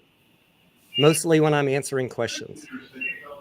But, you're not going to find 10 tweets a day or 5 videos a day for me talking about naked shorts and synthetic shares. It's just not a general topic of this channel. Have I ever talked about it? Could you go through every video in the last 3 years and pick out that one tweet, that one video? Of course. It's something everybody talks about. It's not a general theme of my channel. And so I'm going to say the same thing for GameStop. It would have had zero impact except for FOMO, people being excited because they listened to people who told them it was meaningful. Yeah. Corrects. Help me out here. Don't hang me up on the cross by myself. First day here. I agree, first time here. Yeah, I know, right? But no, I generally agree with that. I don't think there's going to be anything really meaningful to come of that. And I think that he anticipated to likely take on that position because he bought him in the money, I'm pretty sure. So it seemed like it based on timing, right? Uh-huh. I don't know if those shares were sold by an institution that sold covered calls and has the shares to deliver. I don't know if a market maker sold them to him naked. I don't know. But I think at the end of the day, it gets worked out. Whoever sold them knows how to hedge. You don't sell 120,000 options not knowing what you're doing. Is that a fair statement? Oh yeah. This was not a noob that sold him those shares. Whoever fucking did that knows how to hedge and make sure that they come up with the shares. That is why I think it is meaningless, in my opinion. And I think people talking about it otherwise maybe haven't thought that through. Yeah. What are my thoughts on Wu-Tang NFT dividend? Not something I care about. I think it's meaningless. It's a great way to hype people up and get them to overpay for shares. There was a lot of that going on this week. And you notice I was mostly just quiet. I'm just trading it. Everybody else can go be wrong and go be excited about stuff that doesn't matter. I'm just gonna buy at a low price and sell at a high price, and then celebrate on Friday night. Cheers. I mean, that's basically what I did. I went out and got back in a little heavier on some of the other positions that I'm in. I added to some other positions today too. Yeah. With my winnings from GameStop. Nice. Yeah. What is that background noise? Is that I think that's on Sparky's end, yeah. I'm going to mute him for a second. Yeah. Because, yeah. How about naked chicks and synthetic tits? Well, I'm long on that. Blue sky. I guess, yeah. Neil says Wu-Tang's probably going to be the dividend. Maybe it is. I don't know. I just telling you, I don't care about it. I mean, if it is great. If it isn't, oh well. It doesn't matter. Doesn't matter to my fundamental analysis of the price of the stock. Hopefully that's a satisfactory answer. All right. Since I'm doing casual Friday today, I'm going to stand up. If anyone can name the anime in this shirt, you can get a cookie from me. I don't know how you want to get the cookie, but you know what? If you know what's going on here, then why don't you send them a free Carmen Sandiego video game? There we go. I'll get you a free manga or something. I don't know. I'll figure it out. Let's see. What other questions y'all got? I wanted to talk about Roaring Kitty, his live stream. I got a lot of questions again in my Discord and DMs. A lot of people have very strong opinions. I saw a lot of wild theories on Twitter. I like that he was a cool person. He was acting. This was a master plan. Here, I'm just going to break it down really simple from someone who does YouTube and someone who does fundamental analysis like him and likes to YOLO every now and then. Well, I don't YOLO, but I bet on some, very risky speculative plays, just like he does. Not to the extent that he does, or I wouldn't have been worth $1 billion. I was not worth $1 billion for a few minutes today, like he was. But I think he. And I already know. My friends are already arguing with me, and that's fine if you disagree. This is just my opinion. I think he miscalculated the fact that Ryan Cohen would dilute. I think it caught him by surprise. That's why he came out in bandages. He was like, fuck, just got blown up, dude. I'm just taking them exactly what I see. I take what I see, and I apply logic to it. I think he wasn't anticipating that. I think he was disappointed. He was hurt. And he put on the absolute best face that he could. He showed no emotion, which I appreciate. That was the absolute right call. He was emotionless. He was jovial. He's happy. He knows there's literally nothing he could do. He was just stuck. And he knows, he's smart enough to know, just like I know, that dilution will be over in a couple days, and he's got till the 21st, and that he could rally this fucker again. So he just kind of, hey, cheers, everybody, cheers. What could he say? There's nothing he could say. He got fucked, but he has time. So that's what I think about Roaring Kitty today. I don't think that he's not any smarter than us. He's not working with anybody. We heard that. He has a YOLO plan, which respect more balls than me. I would never do that. And if I did, I certainly would have sold last night, but can't sell options after hours. So what are you going to do? What are you going to do? He was stuck. Man. He was fucking stuck. Ryan fucked him. But he has time. He has time to get out of it. So. Yeah. And he actually showed his losses and was happy to own, you know, like their paper losses. I mean, I think he's still pretty green in that position overall, right? But he isn't like some of these people. It's like, oh yeah, I'm totally green, guys. Don't worry.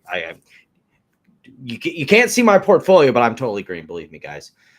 Like a lot of these hucksters, not singling in on one person, but there's a lot of them on YouTube that are like, oh yeah, I'm always green. Never made a mistake in my life. Trust me. My biggest mistake yesterday was not selling 100% of my shares at $60. I let a few ride overnight just on that chance that we had a further rally today, and GameStop held off on that dilution till after hours Friday.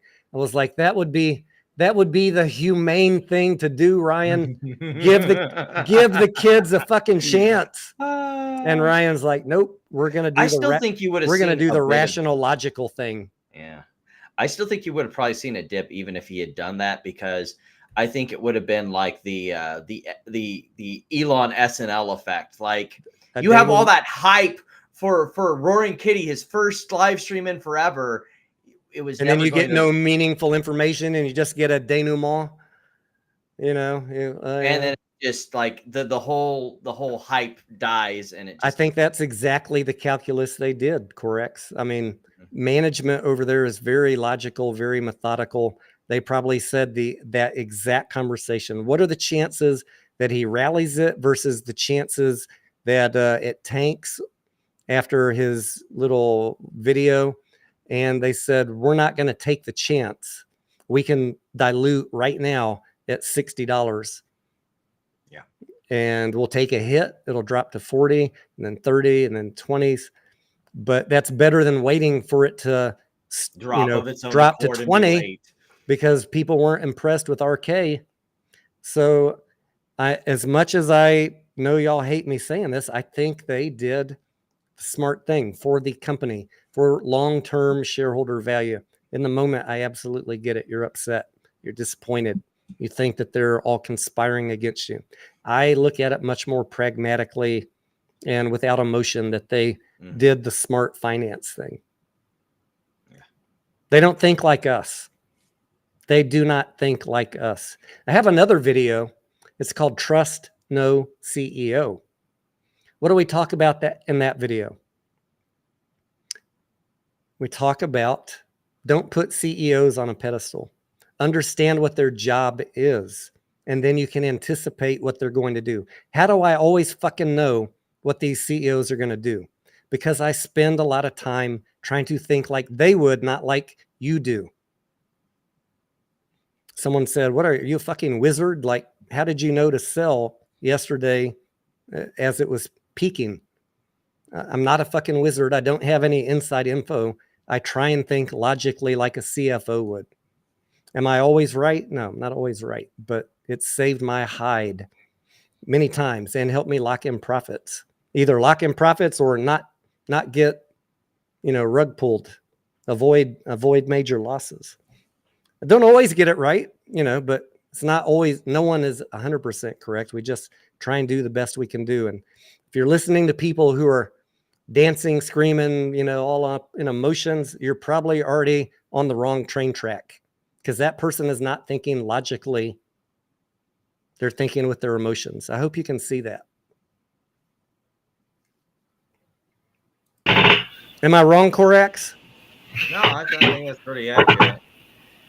I think back, Corax, to the heyday of 2021, and I think back, I probably had some crazy party days, but I'm going to go back to my new slogan, that I've been saying for the last 2 years. We're not in 2021 anymore.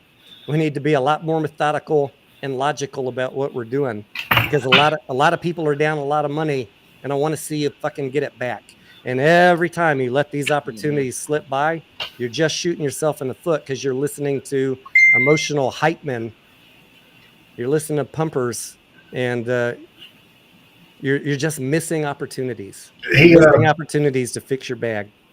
Tony and Corix, this is I don't know if you covered this. I apologize if you did, but did you talk at all about being surprised that he hadn't sold any of his calls? Or I mean, I don't expect him to sell his shares, but I mean, I try and think like a CFO would, or a logical person. So I would have sold them, but of course you couldn't sell the options after hours last night. No, but I'm just surprised. Even earlier in the week, I would have sold them. Or just lagged out of it. You and I talk about this all the time, having a plan. He seems like such a methodical. I know. I don't get it. I can't wait to finish our 10-part series, dissecting his psyche and looking at his original DD and how he got to the YOLO man that he is right now. I just don't think he would have killed the market if he would have come out and said. It didn't even have to come on his stream. Just if he's worried, not that he'll get sued, but he's worried about it. Say, hey, I sold 10,000 of my calls yesterday. Yeah. Because I have 120, and at some point you gotta bleed these out because it makes sense to do. Look, I'm just going to tell you as a YouTuber, like I stupidly held my AMC from 2021 to late 2023. Part of it was pride, to have solidarity with people that were watching me every day. And I gave a lot of the money back that I earned with my initial trade in that early part of June 2021 by paying too much for shares. And then fuck it, man, I'm just going to go with these people and let's do this buy and hold thing and hope it works out.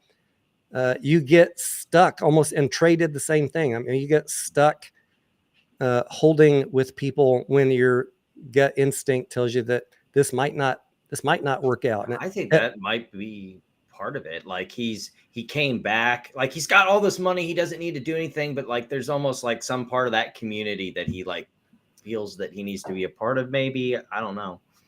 But at some point, I had to, for my own capital preservation, shift my strategy, which ended up being after the AMC ape conversion, and I'm not going back to that model. I'm going to treat the meme stocks just like I would any other stock in my portfolio. I will buy cheap.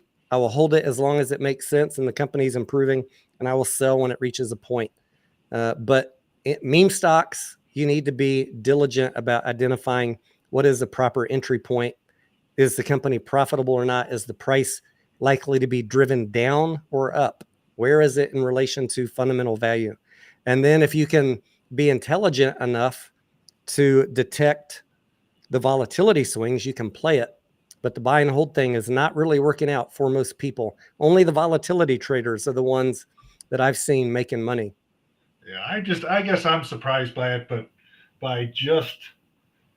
he's smart enough to understand that these things are gonna erode down. Even if he's right, he's going to lose that extra little premium he's got on top of whatever the conversion is. So yeah, I mean, the longer it takes for it to recover, he's going to get burned on theta, right? And I guess I've never been up $200 or $300 or $400 million on anything. I'd like to think at some point, and his 5 million shares, he's fine. What is that, 100 million or something, even at 20? So I mean, he's never going to need another penny in his life, but it'd be sure a lot more fun to have 200 million. I'm too much of a consummate winner. If I had as up as he was on those options, I would have been like, done, sold.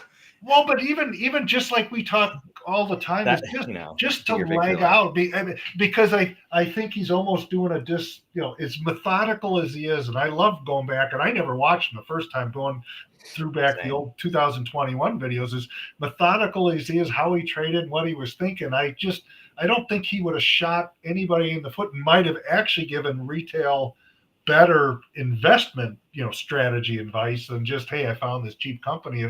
When you're up, you don't have to sell all of it. You sell 5,000, sell 10,000 call. Lock in your profits. When you have so many of them, and, it's not like he's got 25,000 and all right, yeah, it's a couple $1,000,000 and he's got 100 million behind it. You're talking about having what I saw at one point they had it up there today that his swing today was like minus 320 or $30,000 or 320 million. And Michael says GME has another run. Too many catalysts coming up. I hope so, Michael. I'm back in, and if it holds at this level, I'll keep on dipping some extra toes in the water and then hope that we get a little volatility push up. But I'm going to say the same thing for the next 2 weeks that I said for this past week that we just finished.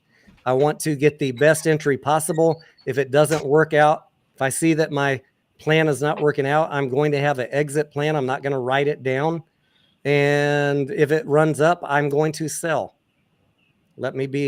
Hopefully that is crystal clear. If you don't like that plan, there are other channels you can buy and hold. You can buy and hold with them, and give the stock to your kids. I'm here to make money and support my family and pay, make sure my wife is well taken care of after I'm dead. No, and that's, like we started the call with even before Corax jumped on. It's just the discipline is sometimes it's hard to make yourself sell when you're way up. And you don't have to sell all of it. You just as much as I gave Lou some shit, Lou from Wall Street, the whole idea of having brackets it's a really good strategy.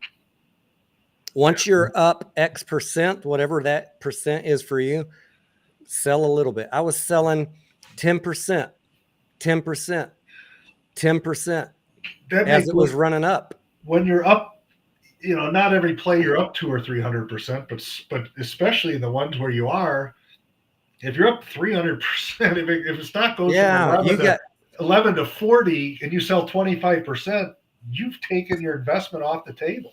That's where experience and taking emotions out of it and recognizing what is the fundamental value versus where are we at, and then what is the probability that it keeps going.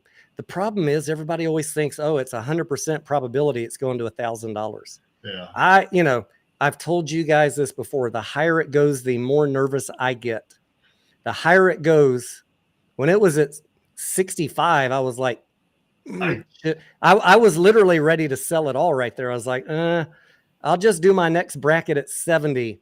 Right. And, but it didn't hit 70. I saw a video this morning right out of the gate, and I think it was when it was pre-market trading over 60. He's like, if it gets to 69, he's a billionaire. And maybe that's what he's thinking. Yeah, billionaire sounds better than a couple 100 million, but I don't think like these other YouTubers that are telling you it's going to 1,000 or 10,000 or a million. I'm like, would this be a career winning trade that runs up 700, 800%? Absolutely. I could live with that. Do I need $1 million a share? What's the likelihood of that happening? 1 in a billion? You'd have to have every conspiracy theory ever talked about come true all at the same time. And that's just not a high probability in my world. So I'm just trying to take profits and then rinse and repeat and just keep on doing that every week. My numbers will outpace anybody else who's counting on every conspiracy coming through at the same time. Over the course of the next 5 years, my weekly winnings will far surpass all of theirs. Pretty sure that's a safe bet. Speaking of on that whole subject of taking profits, I got stupidly greedy on that too. Kirk ran up 30%, and I should have at least taken that 30% off the table, so that way when it came back down, I could just throw that back in there and you didn't. Shares. Yeah. But it's probably a solid company, right? Is it profitable?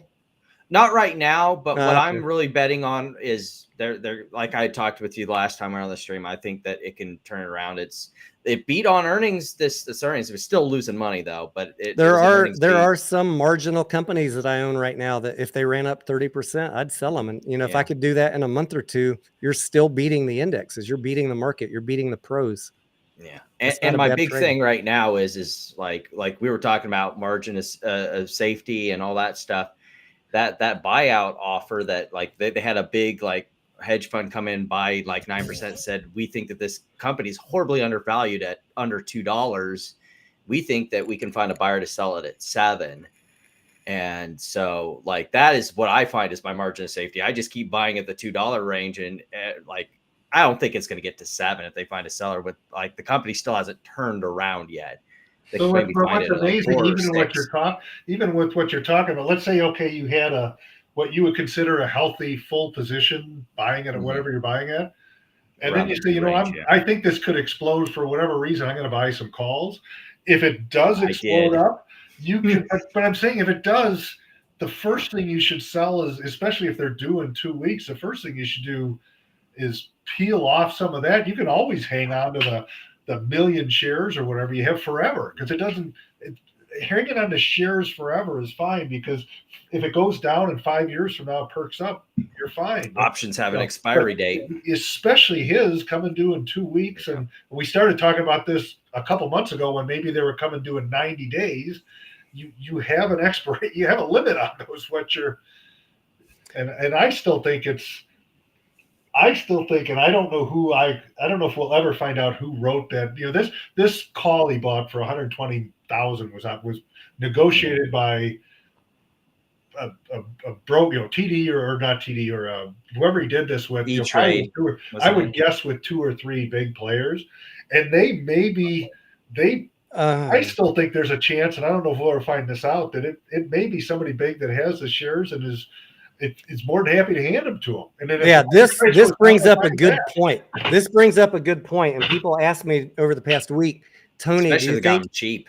People ask me, Tony, do you think E-Trade can come up with the 12 million shares? Guys, E-Trade's just the broker. They're not the ones that have to come up with the shares. Yeah. They're the broker. It's like, have you ever bought a house? You buy a house, you got a broker or real estate agent that's the middleman. They negotiated this for them, but yeah, I mean, E-Trade transacted the transaction, but there's a seller of those options on the other side. E-Trade is not. E-Trade is a broker dealer, I guess. Theoretically, I'm going to walk that back. Theoretically, they could have written those options, but realistically, I think someone who owns the shares probably, especially when you're talking about someone who's like a high, what do they call it? A high. It's not income, because he technically doesn't have an income. He's just, he's got money, but like they got a very big profile. They're not an institutional investor, but they definitely get more perks than we do, which means he could probably call E-Trade and be like, hey, I'd like to make this deal. Can you find the number of people that it takes to get set up? And they'll be like, yes, because the commission's going to be great. And that's what people do. I mean, in my former life, when I wasn't on the buy side and I was on the bond side, but my firm certainly did this. That's what you do all day long. That's how they make their money, is somebody comes to them and says, hey, I want to, and it may not have been 120,000. Hey, I want to see if I can get 50,000 calls. That's a pretty good block. And they'll go out and solicit it. And somebody will come back and say, well, the value normally would be this, but we have somebody for a point higher or 2 points higher says, yeah, they'll do it. It's all math calculation, and they almost have to. There's not enough calls in the stack where somebody like sold him 20s and maybe bought 22s because that's a popular trade too, where they sell them 20s but buy 25 calls to limit their risk. They're just not anywhere near enough in the stack. No. But I think it's going to be some holder that said, at the time, again, the stock was at 11 a month and a half ago, and they said, you want to buy 20 calls so we get 100% of our money plus 5.5 points premium? Yeah, we'll do that trade. And, hell yeah. And it doesn't mean like, and I'm throwing BlackRock out, not that I think it's them. I have no idea it is, but I think they have 30 million shares or whatever they have. 20, I think Vanguard and BlackRock have each like, I don't know, 20, 25 they wouldn't do it on all, but maybe they do it on 5. 5. That way, if it runs up, okay, yeah, they lost 5 million shares each or 6 million shares each at 20, but the other 20 million they own are at 25, and that it just there's a lot of very meticulous math that goes into this, and I don't think anybody's naked. I'm sure nobody's naked short 120 contracts, because they just wouldn't.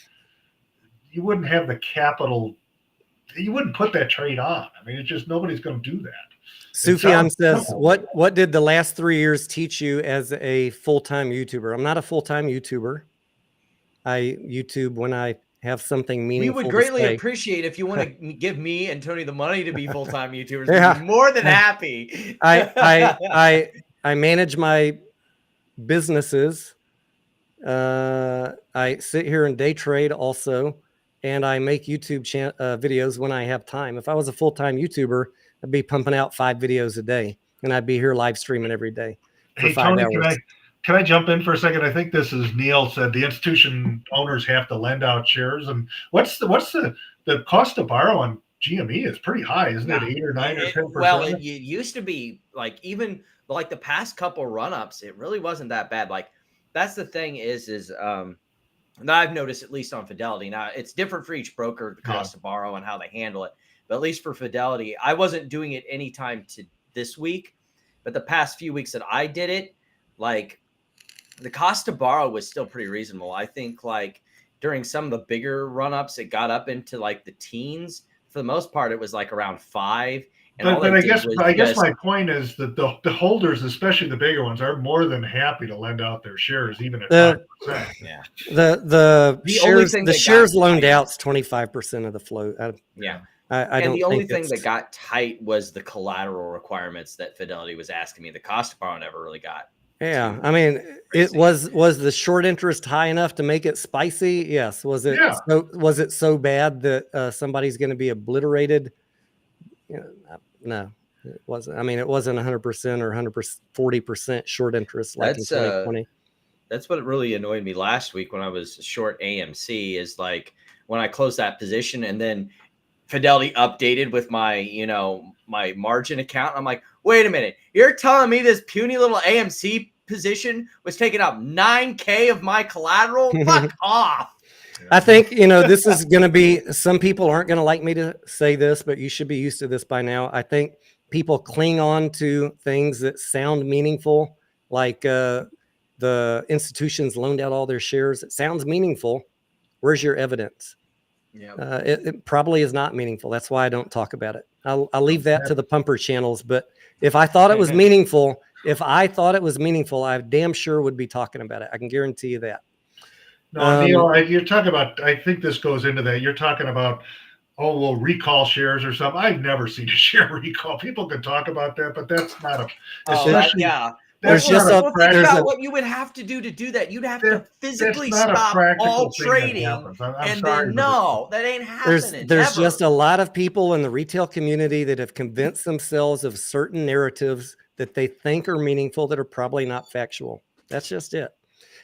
Sufyan says, what is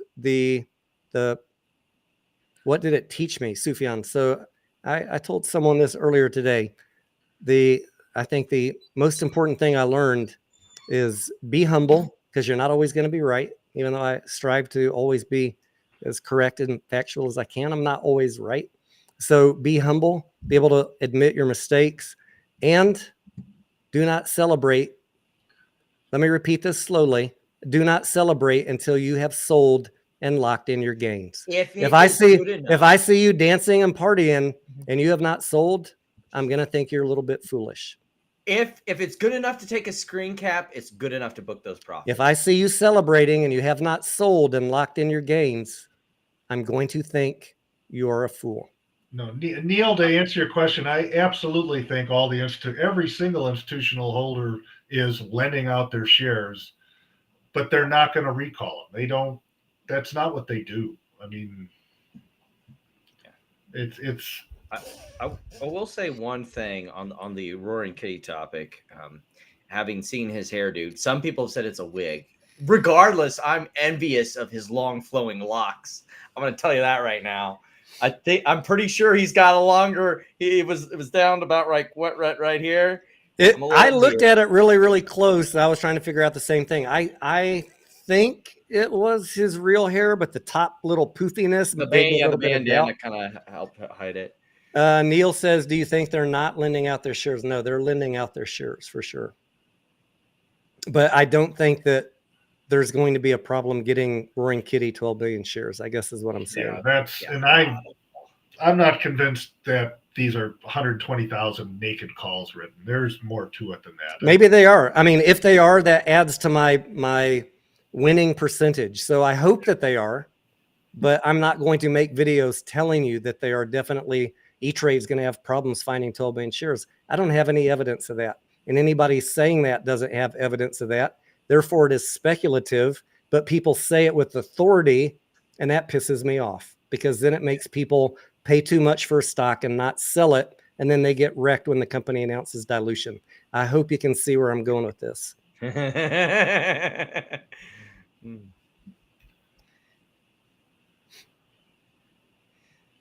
So, Tony, you got any plans for FOMC Wednesday?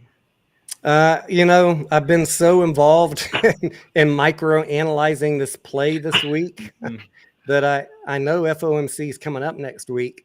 I would like to be able to get back talking about economics and general market conditions, but we have been so wrapped around the axle, micro focusing on this plays to extract every dollar of profit possible out of it and not make dumb decisions. And I don't own any AMC shares, and all my, I had long calls, which didn't work out for today, but everybody who was owning shares was making a fuck ton of money selling options, selling covered calls, or selling cash secured puts. And it's just not at the price for me to do it. So I had to really focus my attention on making the absolute smartest trades on just regular GameStop shares. And that took up a lot of my time. Corex, I'm a bond guy, and to answer your question, I don't have any plans for the Fed meeting on Wednesday. I just know that I just know that I took off. I've already done one live stream on them. This next Wednesday is a live stream. I'm just an econ nerd, so I got. They aren't going to raise or lower rates. No, they aren't. No, I've already come to that. They very subtly have changed their language at every one of these meetings, so that's what that's what I'm curious on. Bonds dropped 30 basis points this week. I live stream them. A lot of that is because it was like softly rallying up because what they've been doing, this like facility where they've been doing swapping bonds with the banks, where they're like getting some of these like toxic lower interest rate bonds and swapping them for higher interest rate bonds or something like that. That's Fed activity and Fed actions, and none of us know. And I don't want to get into the whole bank. Everybody says, "Well, I like that you're here to like they have problems on their books." But I think the Fed, after going through certainly through the 2009 crash and liquidity crisis, different thing, I think hopefully they're pretty well set up when there's a bank that has trouble, because we've had 2 or 3 of them fail and it didn't cause a ripple in the market, but they seem to be able to deal with that.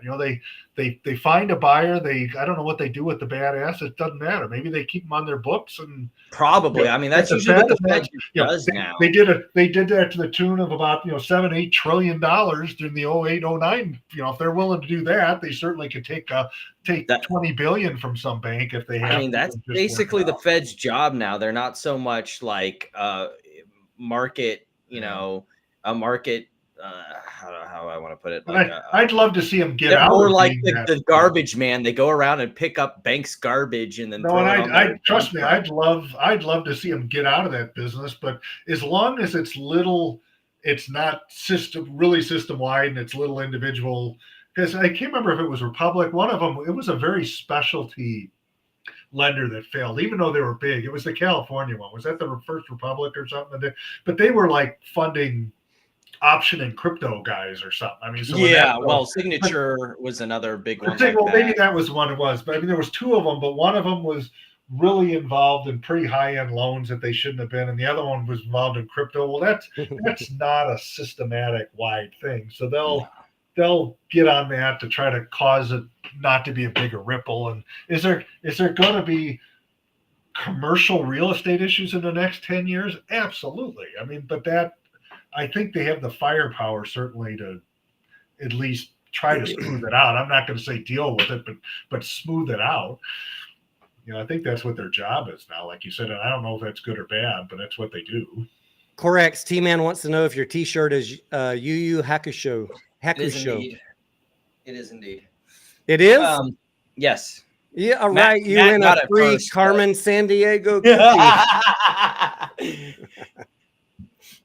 Send Corax your mailing address. Hey, Corax, how long are you suspended on Twitter for?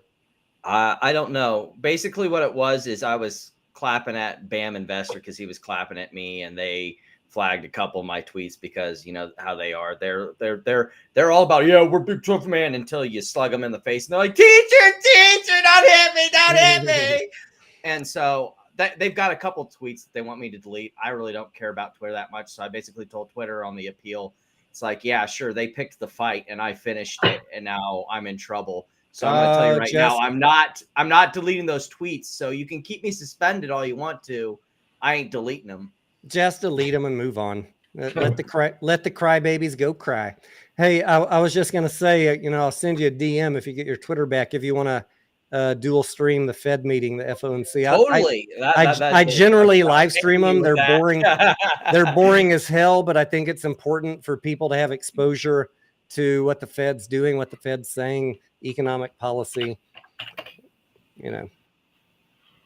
So I try and live stream them. I don't catch every one, but I don't either. I just happened to pick one of my personal days was this one. If you're not going to get back on Twitter, just hang out when we end this live stream so I can give you my email address. Cool. I know a lot of people think, you know, that we carefully coordinate and talk every day. I know. It's just, wow. But I don't talk to really anybody. Look, unless you're in my Discord. Huh? Tony, we need to reinitiate you into Clan Tremere to make sure that you're a loyal participant. What is Clan Tremere? Go look up Vampire the Masquerade. Some people got that. Hey, Corex, before you know, Tony may give you his email. He's probably sorry that I have his now, because any given day I'll send him pages of kind of stream of consciousness stuff that maybe makes perfect sense to me, and I'm sure he looks at it and goes, well, what? I mean, Sparky, I appreciate your info because, like I've said, I'm not a bond expert. I'm trying to get to your level. I'm say that tongue in cheek. I'm saying that tongue in cheek. Oh, no, I think you're happy to get my screenshot of something viable, and then you look at the next 58 consecutive messages and go. But I appreciate your expertise, because, you know, I'm trying to improve my content related to bonds, because it's an important function of the market for people to understand. It's just like book value. It's just something else that can confirm. And that's the way I look at it. I'm talking about high yield, like an AMC or GME doesn't have bonds, but let's say they did before they bought them all back. It's just another measure of a completely different asset class that sometimes can confirm your theory, if nothing else, just looking at the movement. You know, in AMC's case, you know, they went from 30 cents on the dollar to 85 cents on the dollar. Well, the bond community at least is much more comfortable now than they were certainly a year ago. Well, they know they're going to get paid by the share printer. But that's still, you know, as far as refinances and stuff, shows you there's a chance. Yeah. You know, the other thing, Sparky, that I can tell, although you don't always tell us what we want to hear, you try and provide factual information, and you don't hate AMC. You're just a realist, which, as a realist and a finance person by education myself, I did not work on Wall Street, but, you know, that was my background in college. As someone who comes from that logical way of looking at things, I appreciate your take on things. And I get it. A lot of times finance and black and white numbers aren't always what we want to hear. So if you see Sparky out there in the comments, guys, go easy on him. He's trying to help you. He's not always going to tell you what you want to hear, but I think he's doing his best. Significantly less than I used to, because I get too snarky. But I still have a couple favorites. Don't be snarky. Don't be a Corax. I know. I just can't. I just can't help. Yeah. Corax is just like you. There's just some things that get made. I can't help myself. Woo. Does he have his fridge in the garage or something? I don't know. Going. Jennifer says, remember when he cussed? Who cussed? Who was it that cussed? I don't remember. And who are we talking about? We're talking about Powell? Just close the fuck. I have that. I have that on my soundboard on my Discord. Who was it? Who are they talking about? Was it J-Pal? Yeah. What did he At say? this thing. Well, one of these protesters showed up at one of his talks, and they were escorting him out when they were on stage, and he's just like, yeah, just close the fucking door. Like he said it in that flat monotone, like Jerome can only do, where it's just like he's not bothered. He's just like matter of factly, just shut the fucking door. I could never be a public speaker like that, because as much as I want to resist the urge to not drop the F-bomb, sometimes you just got to do it. You know, I am you think, I say a couple curse words here, you should hear me in real life. Like I try and be, this is a family channel, guys. So try and be nice on here, but I'm not so nice in real life. Tubby Tubby says, wild idea. Can GameStop raise billions? Loan AMC $1.5 billion. All they got to do is buy. They just can help them by buying Hycroft. I'm telling you, that's all they got to do. Just say, hey, okay. I mean, I get it. I understand people want GameStop to bail out Hycroft or buy Hycroft or buy AMC, loan them money. Well, maybe the other way around. No. And I'll tell you why. It's not because I hate AMC or Hycroft. You know that. I want to see them succeed. It would be an idiotic decision for GameStop. The only thing they need to do with their money is figure out how to get profits on the balance sheet, earnings per share through business operations. I don't want them becoming a bank, loaning money to companies that are not profitable. I'm just, look, I can, did you know I could compartmentalize? What is he? He doesn't want GameStop to save AMC. Look, as much as I'd love the idea, I know where you're coming from. You have a good heart, but that would be an idiotic decision for GameStop. You see, Tony, but I've seen the light. Do you not understand that in the Teddy books, if you look, AMC is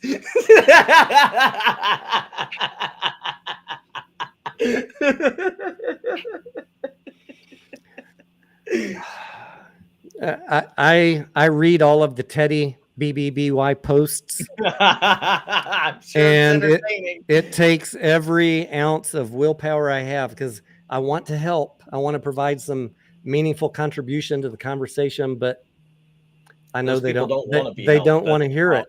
They don't want to hear it. They don't want to hear it. So I just read it mostly and just like,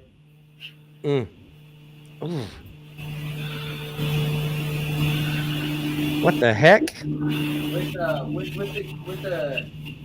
like the Bed Bath & Beyond people. What is that noise? I don't know.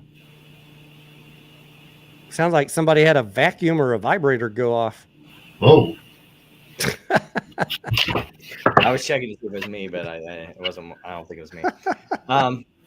Like for me, the Bed Bath & Beyond people have kind of become like the Alex Jones of the meme stock community. It's like, I'm tired of that putting chemicals in the water that turn the frogs gay. It's just like, you just watch it because they're a meme.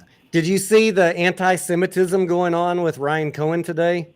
No. In the Project Popcorn game, some people sent me screenshots. Of course, now that Ryan has diluted twice, he's getting thrown into the anti-Semitic bus right along with Adam Aaron. I'm not surprised. I know at this point, which is really sad. You've got to be a conspiracy theorist. You got to be an anti-Semite, and they got usually three characteristics. You've got the extra crazies and the QAnon crowd, and it's becoming less of one of those and it's just becoming one circle. And instead of like one of those Venn diagrams, it's a circle. It can't just be that they're managing the long-term success of their company through smart financial decisions. Now it's just, the anti-Semitic theme. Yeah. It just makes me literally sick to my stomach that, first of all, that people need to endure any sort of racist comment like that. Second of all, that I got to associate as a fellow investor with horrible people that would say things like this. Well, at least they haven't gotten to the point where they have with Adam Aaron, where they're trying to connect Adam Aaron to Epstein Island. They haven't gotten to that with Ryan Cohen yet, so hopefully that one stays. Well, it's coming. It's coming. Oh, I coming. bet, because these people will just get more unhinged as things go along. It always happens. You know, if the price of GameStop starts coming down and no announcement comes out, you're going to get the violent threats. You know, that the fringe element always reveals themselves eventually if it doesn't go their way. I overpaid for this stock and it's your fault, Ryan. I'll make sure to keep it on silent mode this time, Six Son. Unfortunately, hopefully they don't feel pressure, or Cohen doesn't feel pressure to go out and make an acquisition just to make one to keep the peanut gallery happy. Yeah, I would like to think not, but do you guys think Citron got blown out? I saw an article from him today. He said, I don't know if I can believe him. This Andrew Left, right? He's the head guy at Citron. He said that if GameStop ran to 100, he'd just have a normal weekend because he didn't bite off more than he could chew this time. I don't know if that's correct or not. Maybe it's him personally. Did he tweet it to the Citron? It was an interview I saw on the internet. I have no idea if he's blowing smoke or. Speaking as someone who's sort of tacitly connected to some of those people in that community, like him, Andrew Leftright, he's he's kind of in that stage of his life in that community, the short community, where even some of the short sellers are like, dude, why do you open your mouth? it's like the same thing with what's that one guy that was a short seller. I know I should know his name because he has me blocked because he has a fragile Cojones. Yes. Yeah. He's in that kind of territory where he's just kind of a meme of a short seller now. Mr. Left was definitely talking shit to try and drive the price down. I mean, without a doubt, guys.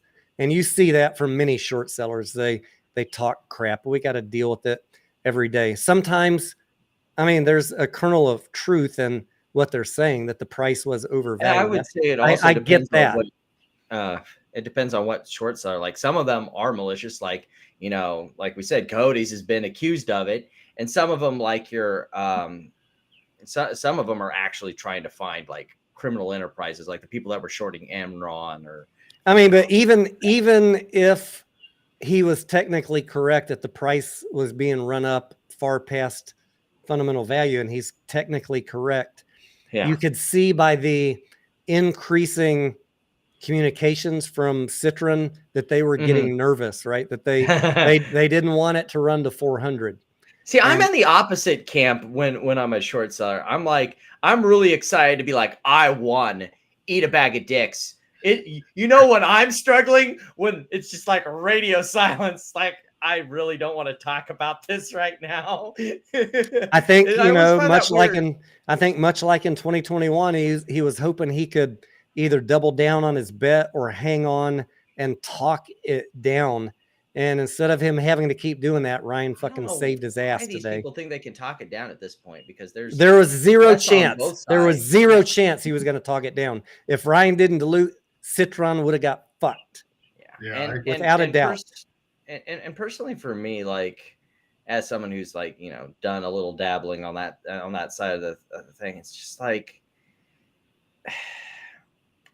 maybe it's just I don't have enough money to get it, but that is part of the equation, though, wouldn't you think, Tony? Somebody larger, a large shorter like that. Let's say they're gonna short 20 million, or maybe it's more than that. They're part of their calculation is not only the math, but hey, if this price keeps going, the company should dump a bunch of shares out there. I mean, they're again. Well, I didn't think about that, but I mean, that's a good point, right? A short today, maybe. That's something. They're much smarter than me. They work on Wall Street. I'm just a dumb cowboy. I will be honest. That's why I've taken pot shots at AMC a couple times where it's just I know they're going to have to dilute, so I'll be fine. And I actually think it would apply more to an AMC that has to raise money. GME doesn't have to.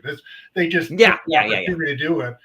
But like in an AMC situation, you look at it and say, what, they really need to do bond swaps or do cash or whatever every time it runs off. Like if AMC ran back to 10 and stayed there for a couple days, there's no way Oh yeah, you'd be an idiot not to 20 million shares or something and raise a couple hundred million. We haven't talked about that recently, but what basically I think what we're all agreeing is if AMC has a run, the company's going to dilute more. Is that what we're saying? They have to. Like I said, in GME, it's less certain, but if that was part of the calculation for any of the shorts, not just left, but it's it depends on what price it gets to, because like you said, eventually with GameStop, even though they didn't need it, it got to a price where it's like, why should I say no to this? Yeah, I think that's what happened. I really do. I think, and it'll be interesting where they fill it. They're not going to sell it at 60, but they may have an awful lot of shares sold above 40.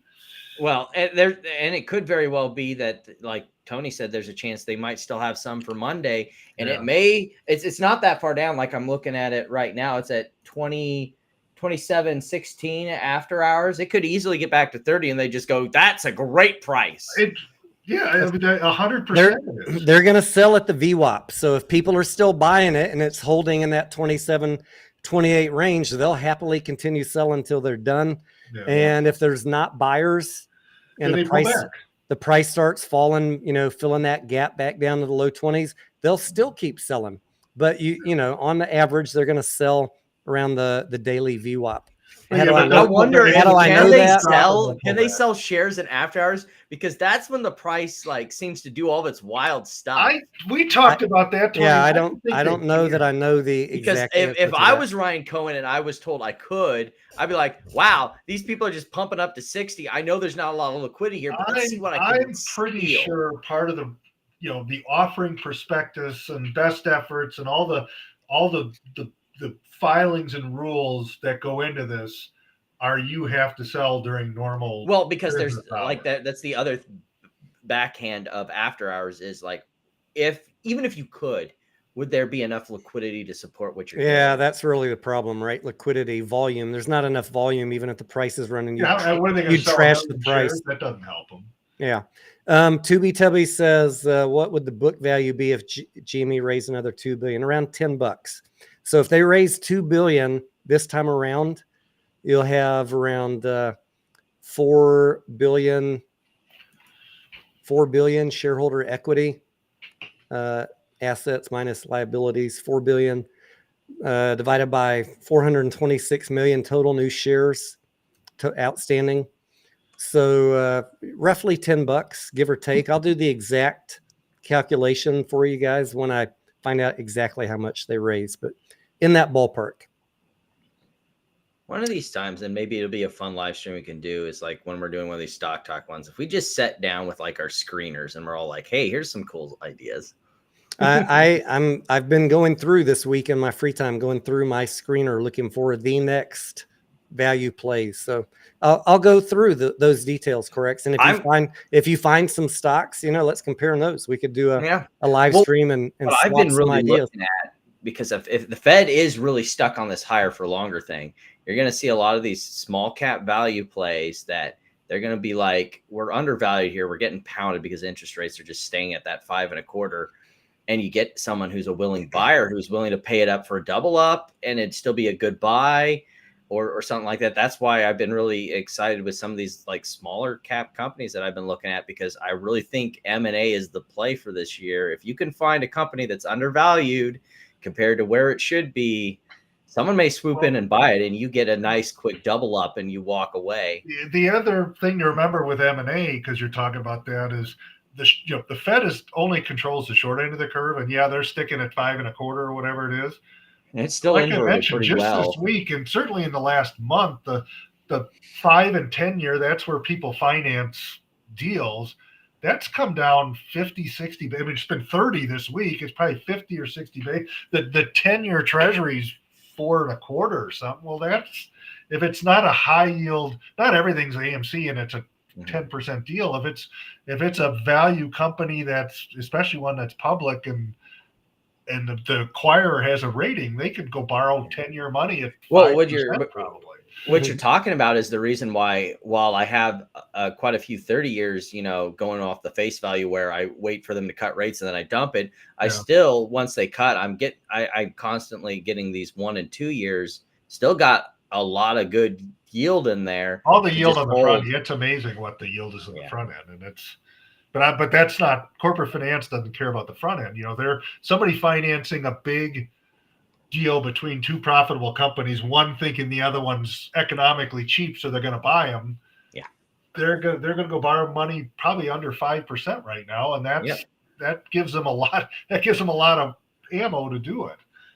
The venerable Mr. 670 in the chat's given us some price targets. GameStop $50 on Monday, 60 Tuesday, 70 Wednesday, and Pluto on Thursday. Could be.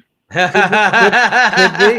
It could be. Hey, it could be. I'd love to see it move up. But I think, the first thing we need to get out of the way is hearing that the dilution's done. Dilution's done. And then I think if there's going to be a run up on any of these stocks, it's going to be after Wednesday, because I have a feeling that we all know that the Fed's not doing anything. They're going to keep rates where they. I know you're very focused on that Fed meeting, but I think GameStop, until Roaring Kitty is done, is unplugged from any rational market analysis.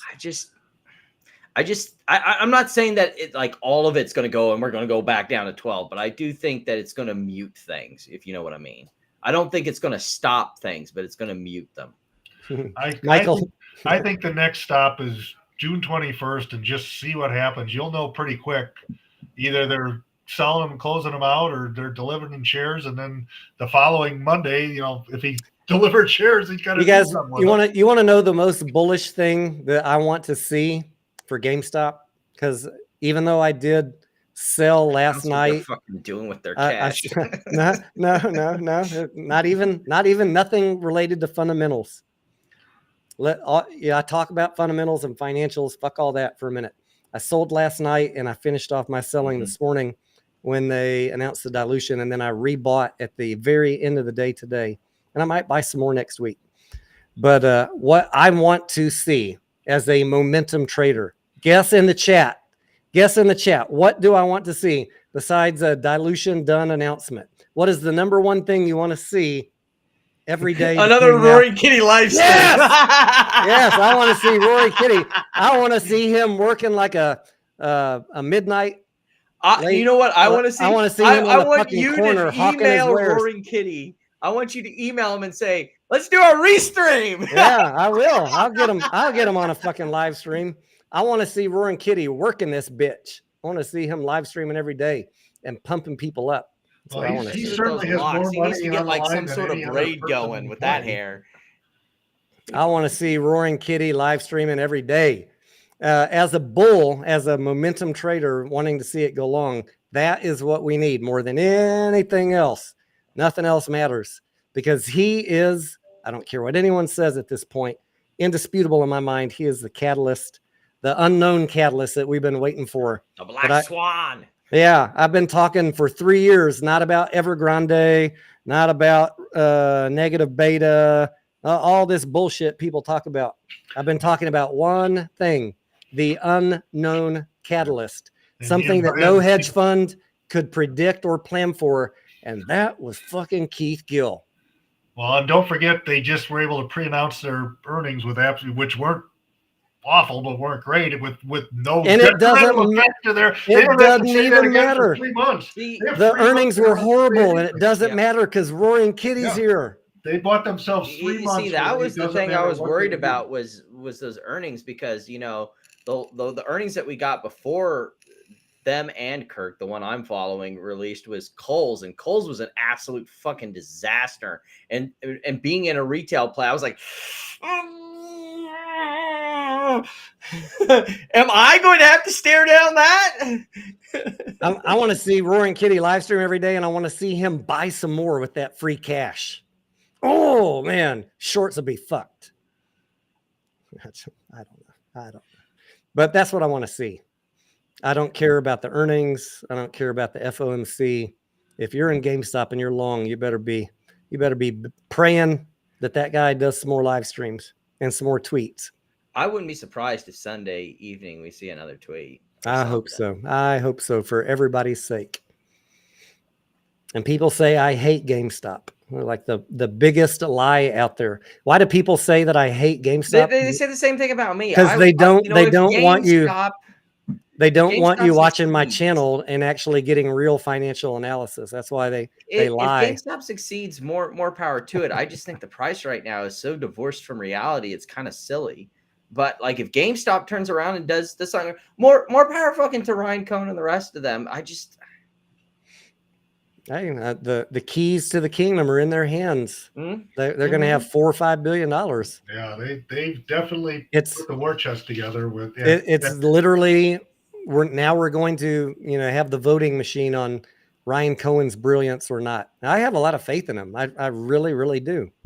I've always said if I was going to buy GameStop, it would be only because of Ryan Cohen, but the financials weren't quite there for me to buy and hold it. So that's why I've only been trading it for the last couple of years. But I'm still skeptical on Ryan Cohen, but he's got so much of a runway. He's got cash.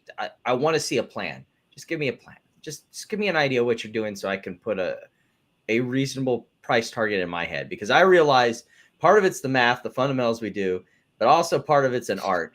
And part of that art is Rory Kitty, Keith Gill doing finger paintings on with memes on Twitter. And so, Neil says, you missed the point. We don't care what you think. I know you don't. I'm very unpopular, right, Neil? Well, it's a good thing that we also don't care what you think. So Neil, let me just ask you, Neil and I have a long history going back. Was I right about Bed Bath & Beyond? How many months did you fight me on that, Neil? Can you drop that in the chat? How many months did you argue with me about Bed Bath & Beyond? As to Anya's question, I think it was part of it. Most of it was the dilution. The other part, I think, was the like. Oh, he's talking about noisy. Oh, we don't care what you think, noisy. Oh, good. I don't care what you think. So I guess we're even. I do love Neil. I know he has a good heart. He's a good guy. And I want to see you make a fuck ton of money in GameStop, Neil. I hope we all make money. We'll have different trades on at different times, and we all make money. I'd like to see everybody make money long and get the price that you want. And we know inevitably there's going to be shorts come in when it tops out, and they'll make money on the way down. That is the stock market. So I need Fidelity to open up their pre-market sooner so I can do what Tony does. I ride it up and then I ride it back down. Is it hate the game, don't hate the player, or hate the player, don't hate the game? I forget. hate the game, right? The game is Wall Street. You can't hate people for having their own trading style. That's why I have Corex on here, even though he and I have very different trading style and different views on things. Well, I mean, we have the same fundamental trading style. We have different ways of we have the same ability to get to the nitty gritty on what the financial analysis is, I think. And we kind of cut through the chaff on the conspiracy bullshit. That's, I would say, what we have in common, but I don't short stocks and you do. So I'm going to draw the line. I don't even do it that much. Like the only reason I'm doing it is to protect my heavy bond position. Like when TLT tends to tank, stocks tend to tank too. So I use the short to bring in extra cash to cover that TLT position. And then I can use that extra cash to get into, once I close it, to get into plays I want to be long. It's basically the way I look at shorting is I expect the Fed to eventually cut rates. I'll get my face value appreciation on TLT. But until that time, I use that short position on plays that go parabolic. I short it back down. TLT usually comes back down as well with the market. And so I protect my longer dated positions with short-term profits. Sean says the earnings don't matter. And I agree with you in this 3-week window, the one we just finished, in the next 2 weeks, 100% agree. And I've said that in my Discord. It doesn't matter how crappy Q1 so was. I'd like to hear Sparky's opinion on that. It was no, crappy. It doesn't matter. It doesn't matter to the people willing to overpay for this stock right now. No, I think I mentioned it just a minute ago. Besides the fact that they wanted to get the announcement, they had to pre-announce earnings in order to get the at the market stock. You can't do that and have earnings be bad. We already knew 2 weeks ago that the earnings were bad. It doesn't fucking matter. Roaring Kitty's here, guys. But I think they were happy to announce terrible earnings in the middle of total euphoria because it just got buried. I do want to touch on buried. You're right. It got buried. I want to touch on something somebody put in the comment. They were talking about the market makers want to run this down so they don't have to pay the options, and that's market makers generally they just care about the spread. Market makers are at the end of the day want to go home flat. They're not short these contracts. Bingo. I think that is anyone who's talking about market makers worried about their options risk. I want you to go Google options market maker flat risk. I mean, their entire day is spent making sure they go home flat on risk. You guys need to stop listening to these bullshit people on social media saying that the market makers are doing all this. Shorts are doing shit to you. Yeah. High-speed trading firms are doing shit to you. The market makers ain't doing shit to you. Speaking of high-frequency traders, this is why, like me and Tony, I think that the best strategy is long-term value investing, because these high-speed traders are literally blocks away from the exchange with fiber optic connections. You ain't fucking not even in blocks. They're in the same fucking room, Corax. Yeah. They have you're not going to beat them. The exchanges rent out warehouse space so you can park your server 2 feet away from the fucking exchange. Why are you doing this day trading bullshit, listening to these crap people who have no fucking clue on YouTube? Find a stock that's undervalued based on the fundamentals and trade it long term, because that's how you beat the system. But high frequency guys, it's the same thing. They're not going home at night short 20 million AMC or GameStop. They're during the course of the day, they're trying to get in front of somebody and make them, they pick up pennies, but they pick up a lot of them. That's if a market maker is taking on risk, guys, because they took on a trade, the very next thing they're going to do 1 second later is figure out how to hedge that risk. The market makers, they are not exposed. Unless if something moved crazy, like an atomic bomb dropped or a COVID, and the market got obliterated, you could have market makers get wiped out, or like GameStop running from 80 to 400. A market maker is going to get in trouble because they have, their responsibility is to make the market. And if no one's selling and they got to buy, they start getting in trouble risk-wise because they're executing their job. And that's when you get the fucking market halt. So the market maker doesn't go bankrupt, but they don't want to be taking on that unmitigated risk. Well, and also they're happy. Like, I bet you the Citadels and Virtus of the world are happy about all this volatility in GameStop. That gives them much more pennies to pick up. Like the best way to understand a market maker's operation, we talked about it all year, the arbitrage between APE and AMC. Just imagine that every day on every trade. You can heap market maker. Forget the volatility. Look at the volume. You can heap all the hate you want. 80 million shares. Guys, heap all the hate you want on shorts, on high-speed traders. I will never argue with you. But if you're implicating market makers, it just tells me you don't understand their function, or the fact that their intention every day is to remain flat on risk. I'm not a friend of Doug Sifu. I've never talked to Doug Sifu. He's really mean to people on Twitter. I don't like that. But it's pretty nice if you get him in DMs, though. Well, I've never DM'd him, so I don't know. I'm just saying. I bring him up because he's a market maker people hate on, and I honestly don't know why he's even involved in social media. If you guys would like to see pictures of that, he says that he's going to get that if I show up in Manhattan, we'll have a drink. So, like, if you want to donate to my all of the market makers, and there's a bunch of them. Add to that conspiracy. And I even heard Martin. I think it was Martin saying that Sifu is a nobody in the world of Wall Street. I don't know. I don't know enough about these people, but I know what a market maker's job is, and it is to make a market and keep their risk flat so they don't go bankrupt. They're not going to go home with unhedged risk. Yeah. That is facts.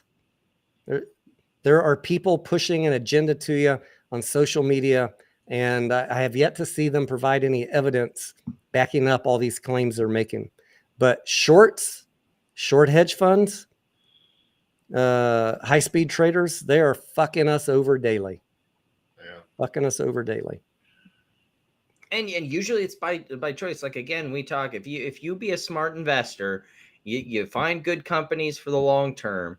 It's why I open with that that clip that I do on Prince's Amount Stupid from, oh gosh, I know I should know his name, where it's like I want to convince people there's reasons why stocks go up. It's because you're investing in a good company for the long term. And like that's, I think, at the end of the day, what I try and teach, what Tony tries to teach, that like Peter Lynch, if you like listen to his stuff, like that type of trading is how you get the edge on because like you don't have the edge on these like quick trades because you're always going to get beat. So the only way to beat Wall Street is to find undervalued stocks that people ain't looking at, getting in while it's cheap, and cashing out while the getting's good. Big 57 says momentum, and you hope you're right more than you're wrong. You can do that too. You just you're gonna have some losers, but you hope you have more winners than losers when you're just trading momentum stuff. Sean's got a good question. I want to get to Big 57 first. He says, who's getting into the GameStop play at this price? I got in at the end of the day today. Anybody who's willing to speculate a little bit now that the price has come down to a little more reasonable level and is going to, like I am, gamble on Roaring Kitty over the next 2 weeks. There's and a lot of fanatical investors that maybe wish they had bought more before the run up to 60. There's a lot of people willing to buy at this price. I think that almost the entire 75 million shares will be bought up by speculators and retail traders. I don't think that it's Right. maybe some shorts, but it's mostly going to be us that's buying those shares. Yeah, that's I not going to eagerly go await funds or anything. Sean's question. I already got preloaded my answer to that. Sean says, do you think RK's credibility will fall over time? What do you think? I wouldn't call it credibility. I would think the more he exposes himself, like these live streams are always going to have like diminishing returns. So the less that he exposes his, people want that pump, but the more that you do that pump, the less it's going to be each time he does it. So it's one of those things that I wouldn't call it credibility. I would call it the hype behind his I would call it the effectiveness. Yeah. So we were actually talking about this daily. And I'll forgive you, Sean, for spelling Sean the wrong way. Remember that week where he was tweeting every day and the frequency got more and more, but the price kept falling more and more. And we were noticing that and talking about it in the Discord. Is like the more this guy tweets, the less effective he is. Yeah. Act like you're on a first date, Keith. Keep a little bit of mystery there. You start over delivering. When you score a touchdown, act like you've been in the end zone before. Well, I mean, I think he had a plan and he just executed his plan and he didn't really think about the ramifications. But the more he tweeted, it didn't have the intent. That's why I think this week the only thing you saw was that one tweet on Sunday and the live stream. I think he learned, yeah. And I'm being a little facetious when I said he should live stream every day, but he should keep in contact with us over the next 2 weeks. Keep just enough, give him just enough, Keith. Keep enough interest, but not so much that you're over expressing your brand. Yep.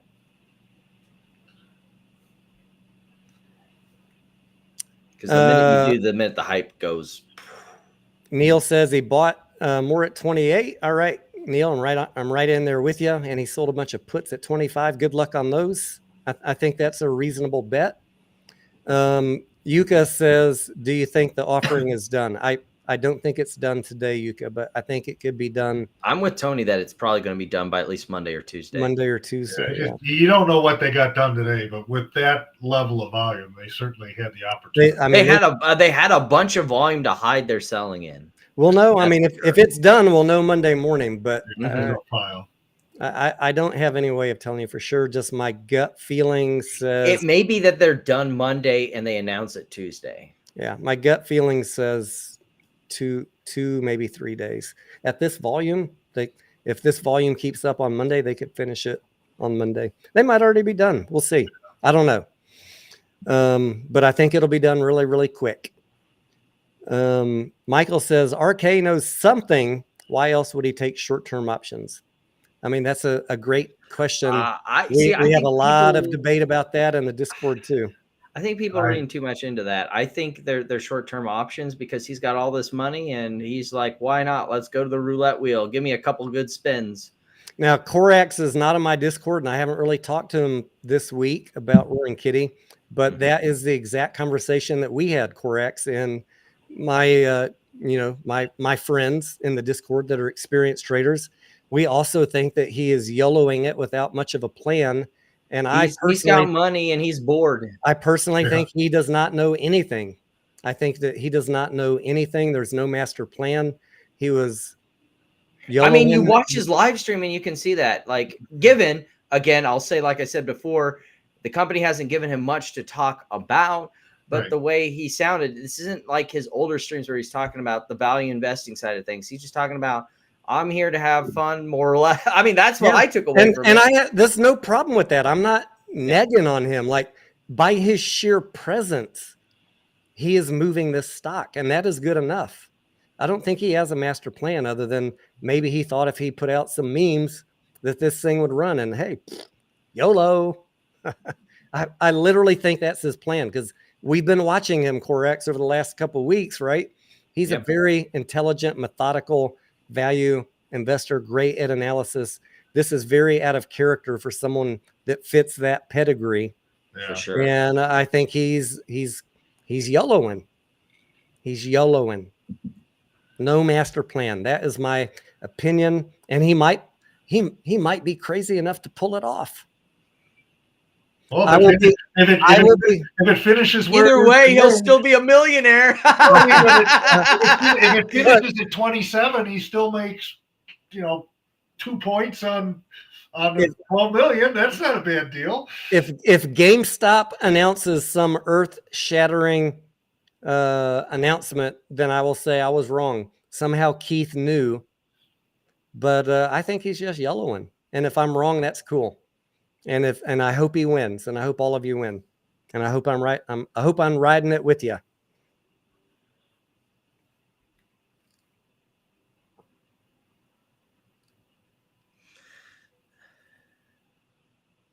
Dan says, this is why I limit my live streaming. I want to keep my integrity. I shred my credibility every day that I go on live stream.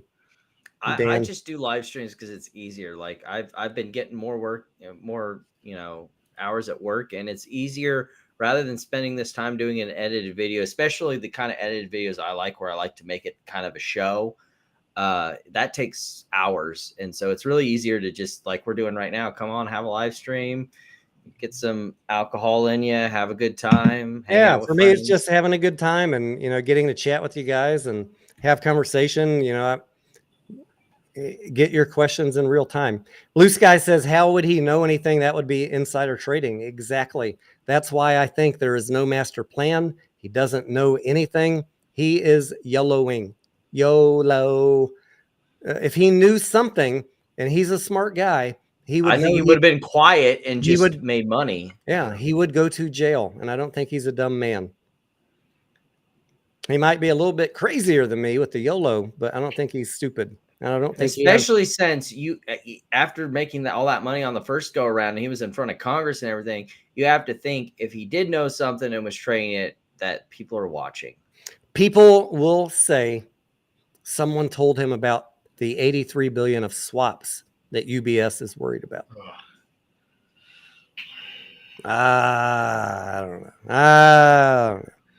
I don't even believe in that in the first place. And even if there were swaps, I don't think that people understand exactly how those. What a swap is. I mean, a swap is a derivative bet on an underlying. I don't really think people understand what they're talking about. When and it's between two people. Exactly. It's not directly going to affect the ticker trading. So I'm trying to be quiet and be nice, but my humble opinion is 99.9% of the people talking about swaps don't really look. It's in the name. I'm not going to be humble about it. Stop being an idiot. They don't really know swaps like they think they do. Now, I'm no swap expert, but I have read Reddit once or twice. I have done my own DD, and I have my own opinion. That's my opinion, that those people are incorrect. The swaps may exist. They might exist. I think it's still meaningless to this play. And if anything, look at what happened when, what was his name? That Tiger Asia dude, the Bill Huang. What happened when his swaps unwound? They fucking what'd the banks do? Sold off all the shares. It had a negative effect on all the underlying, if anything. Yuka says, on your next stream, can you show up with crutches and a Band-Aid? Yeah. Maybe. I'm still waiting for the day I can wear the Hulk Hogan outfit, Yuka. 8 Go Green says, live stream was important to be sure his account was not hacked. Yes. Thank you for saying that. That was the most important thing of what he did, and I had my own questions about that. Probably like you guys did. Was it really him? Did he sell his account? Of everything that happened today, that was the most meaningful thing to me. We got to see his face. Yep. We got to know that it was him, that he's been spending his free time making memes, and he wanted to. Heck, if I had millions of dollars, I'd be spending my free time making memes too. Oh, there's no question. I'd love to try it anyway. It's in my mansion someplace. Why did he say, why did he threaten E-Trade and talk about blanking their logo out? He's probably a little pissed. He's probably a little pissed that his name's being dragged through the mud by the regulators and by E-Trade. I don't think he threatened. I think he was just like, I think like if they did, you think his feelings are hurt? Maybe a little. I mean, I'd be pissed. I'd be pissed if my broker was on national news saying, well, we don't know if we want to keep him as a client. Because what? You put some memes out? Personally, I wouldn't have been, no, this may be me. I wouldn't have been too butthurt about it, because I know that E-Trade, if they're saying something like that, they're getting pressure to like, hey, look into this dude, or, we'll look into you. So it would have been one of those things. It's like, if E-Trade's saying shit, they're saying shit because like, whatever. I guarantee you. If E-Trade dumps me, I'll go somewhere else and I'll be their problem. But you want to hear my little conspiracy theory? There were some big money shorting this play that were not happy that Roaring Kitty showed up, and they started calling all their regulator friends and E-Trade and anybody in power that they could to shut this fucking guy down. Yeah.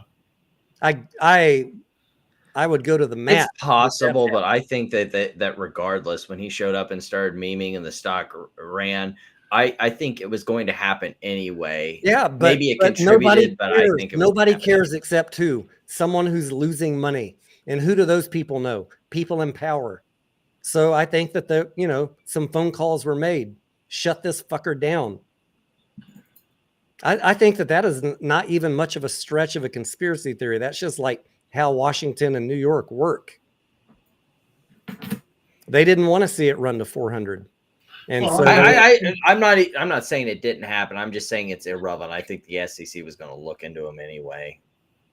I wouldn't be shocked if somebody has contacted him from SEC or somewhere along the way in the last 3 weeks. I mean, not aggressively, especially when you talk about the live stream, else, but just say, hey, make sure make sure you're doing, if you're going to do all this stuff, make sure you're, not doing something stupid, because we really don't want to be. That's the thing we were talking about is like before, this most recent week on one of my live streams, we're talking about all the options activity in GameStop leading into this. And I think like someone at the SEC would already know in advance that he's the one that was buying all those options. And they're like, look, you do you, but just don't be stupid. We'd hate to have to come calling. I 100% agree that at some point somebody got a hold of him and say, just, do this, have your fun. Because at the end of the day, I think we can all agree what he's done so far. While it, like, some people may have moral gripes about him gambling and I want to say manipulating, like pushing the stock, pumping it, that there's some moral things that people might have gripes with, but to point, he has not done anything that would be characterized as illegal. Not in my opinion, he hasn't. No, and you watch his stream. I watched it just to see what he was going to say, not that he was going to have any magic information. He was very circumspect about what he did say. Well, but that's what I'm saying, and it followed along the lines of, at least the cadence and what he talked about originally. He didn't go off on any crazy, unprovable tangents where somebody could say, "See, you're." I personally wish he would have said more to deal with some of these conspiracy people that me and Tony have gripes with. But I wanted to hear him talk about naked shares and synthetics and DRSing your shares, but again, not one mention of that. I mean, this is not part of his theme. I think that was a big point. Is you can glean a lot from what he didn't say, and like Tony said. But I wish. My only wish is that he would have, like, this stuff. It's kind of like we've been looking at his past streams, like when he said that, like, it's really cool, and like he even made it the topic of the title of the last one we went over, that the short interest is really high. But he said that's like an ancillary thing, like the real. He said he called the short interest a sideshow. Now we're not. I really wish he said something like that towards some of this. I mean, I don't even get that. We're what, in October 2020 on our last review of his due diligence, and short interest is 140%, and he's calling it a sideshow. I wouldn't. Anything for me over 20% is excited. I don't know how you would be analyzing a play. But like that gets back to he's a fundamental investor, and that kind of was like, I'm not saying that what he did was wrong. I just kind of wish that he'd kill. It's the same sort of thing that I have with like Ryan Cohn. It's like what he's doing, I don't think is illegal. I don't think it's wrong. I just wish he'd do more to like shut up these. Like, you're not going to shut them up, but for the normies that are watching at home, slap these people down, please. Which people? The conspiratorial assholes. Oh, yeah. Unfortunately, I don't think that's going to happen. There's too many people, that have built their world around believing their identity. Around believing this stuff. And I'm more of a, if it's not working and we don't have evidence, pivot and move on, figure out how to profitably trade. Life goes on, and we'll work to continue pushing for market transparency, but I don't got time to look, I'm a libertarian, but I'm always open to like more transparency in markets. And I know that this would drive a lot of my libertarian friends insane, but I do think that the SEC serves a legitimate purpose. Was that a Berkshire IPA? Was that what he was drinking? I don't know. It was green. He said the bottle. Interesting. That's why the BBBY people got all they got super excited after that live stream. Look, he's telling us that GameStop, Ryan's going to buy Bed Bath & Beyond, and we're going to have Gameshire Berkaway or whatever name they come up with. Gameshire Stopaway, I think. Oh my goodness. Michael says no conspiracies. Lots of people buying the stock will move the stock. That is literally the most simple and logical. All you need to know, Michael. You're exactly right. That's all we need. We need enough people buying a stock, any stock, to move the price and convince the shorts that it's not a good play to keep trying to put the fire out, let them get out of the way, and then it becomes what is the game where you want to get out before the next guy, Corax? Musical chairs. I like to call it the greater fool fallacy. You just got to be smart on your exit, because at some point the shorts, you're not competing against the shorts, you're competing against each other. P-Dub says last time he went after naked shorts. This time, did he? I mean, we're only in our series up to October, and I haven't heard him mention naked shorts yet. And maybe, I'm not claiming to be a Keith Gill expert. That's why I'm doing the series. But and more to his point, like, I hate this misunderstanding about naked calls. Naked calls are not naked shorts. Naked calls are perfectly illegal. You're just saying that you're writing a call without the underlying shares. It's saying that you have the collateral to pay for those naked calls too. Guys, you cannot write a naked call without collateral. This is a non-issue. And brokers are very strict about it because there's a lot of risk with writing naked calls. That's what that issue. I wish I could write it on some of these stupid options that people are buying, but my broker does not treat me like an adult. That's actually what drives me a little crazy about some of the commentary. And again, I don't interact too much with some of the knuckleheads anymore, but having worked for as many years as I did, there's a daily end of day, every broker, every dealer, all these guys, they're looking at what they're not, it's not the brokers that are naked shorting anything, and they're making sure they have the capital and the collateral and whatever they need multiple times a day, not just at the end of the day. Coming back to this, I keep coming back to the like Savvy case. I know I like to pick it up like a really used penny, but like the people that, like, if you read closely into the complaint the SEC filed against Savvy, the complaints were coming from the brokers. The brokers were constantly calling Savvy. It's like, where are your fucking locates? Yeah. We're in the hot seat. Where are your fucking locates? Yeah, this doesn't count. I've seen that same type of comment from other people I don't even know in the industry. Like, if people really knew how much they're on our ass to get the counterparty deliverable. I think, Sparky, you were talking about that sometimes. Yeah, they can do. I don't remember what the number of days are. I mean, there's different rules, and they may have changed since I was doing it. But they have what they call a buyout. After a certain number of days of a fail, that person that's being failed to has the right to go buy shares or bonds at whatever price it is, and then they charge that difference to the person failing to them. And I mean, it could turn into a lawsuit, but that's.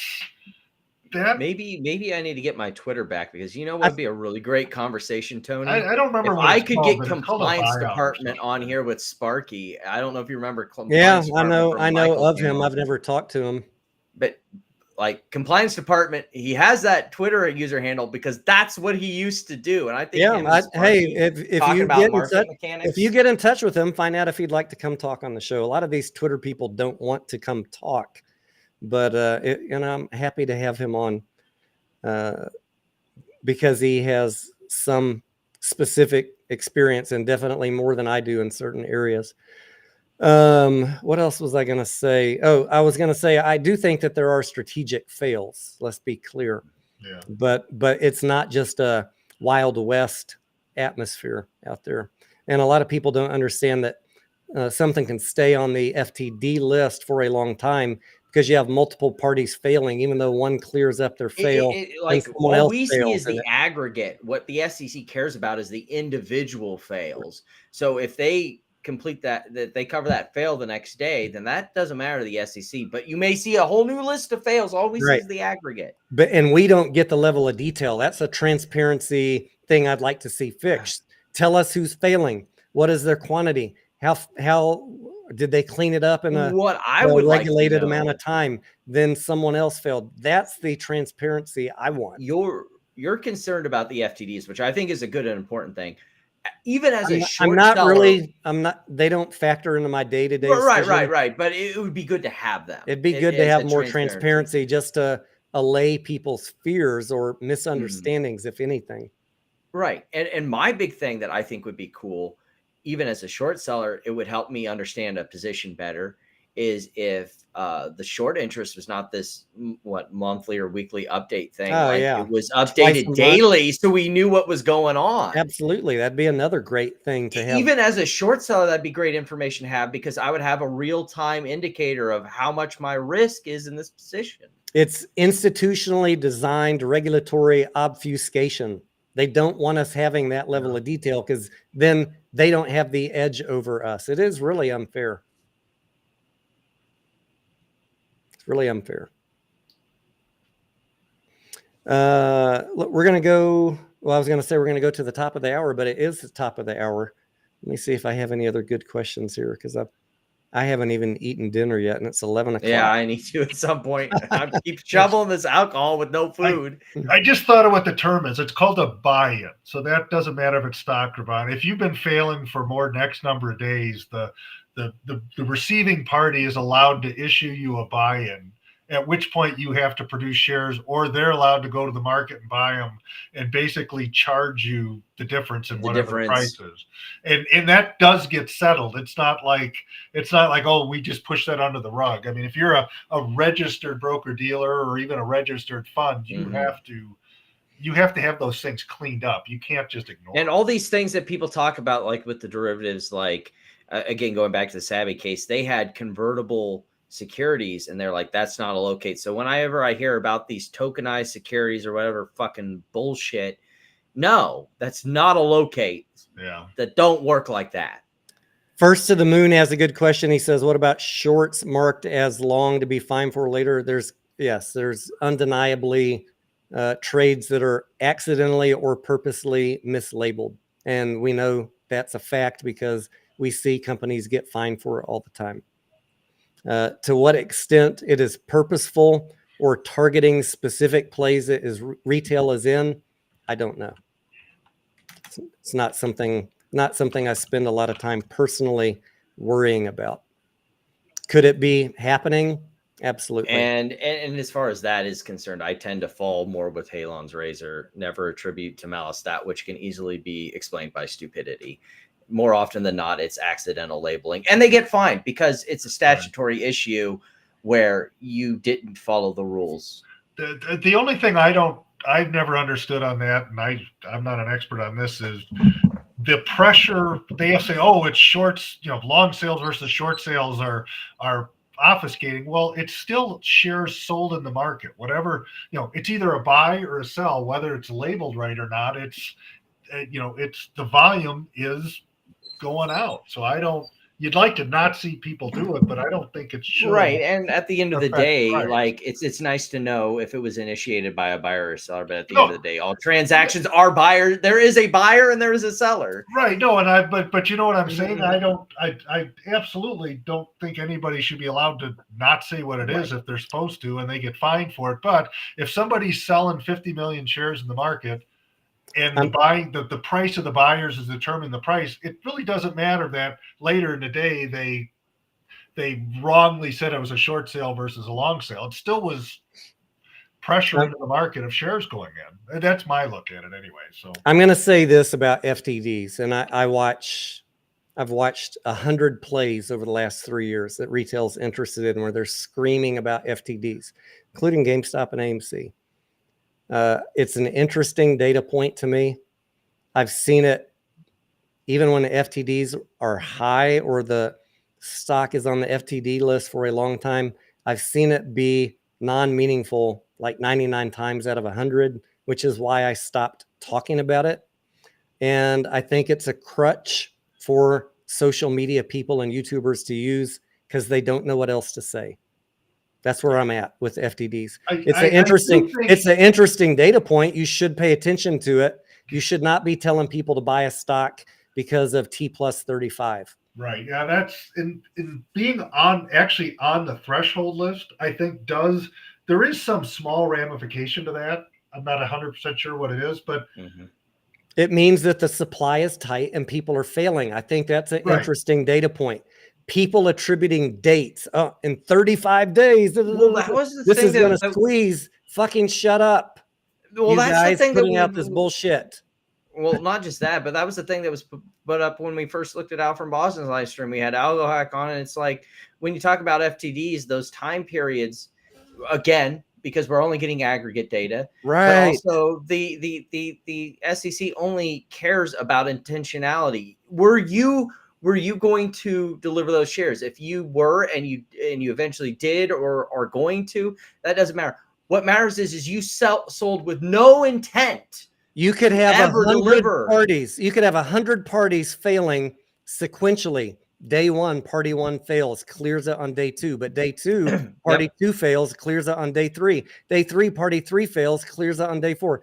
You could be on the FTD list for 100 days and never once did anybody violate a rule. Yeah, right. This is what people don't understand. Like you can't calculate dates off this list. And I'm talking to all the social media and YouTubers. You need to stop fucking telling people this T plus 35 XYZ event is going to happen because you don't know what you're talking about. You don't even understand how FTDs work.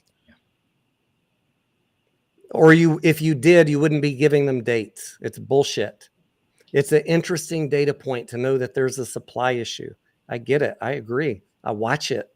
I'm not going to ever give somebody a date based on an FTD list. That is setting people up to fail.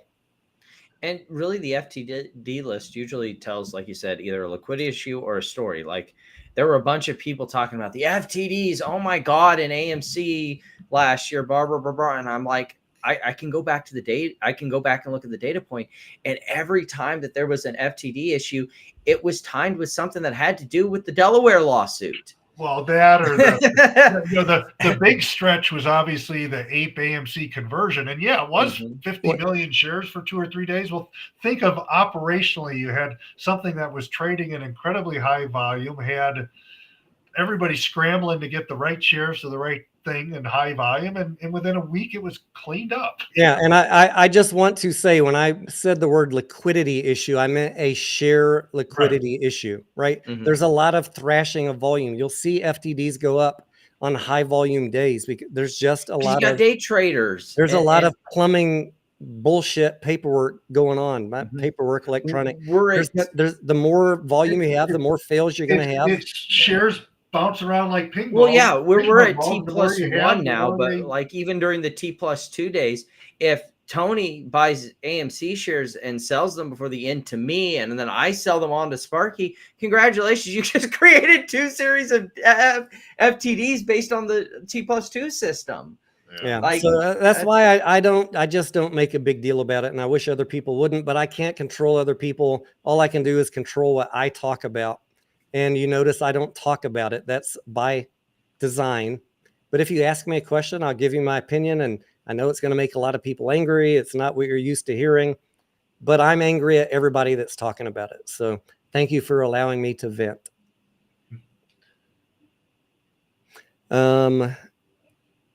What else? And the same general comment for anybody talking about short exempt volume or off exchange volume. Shut the fuck up.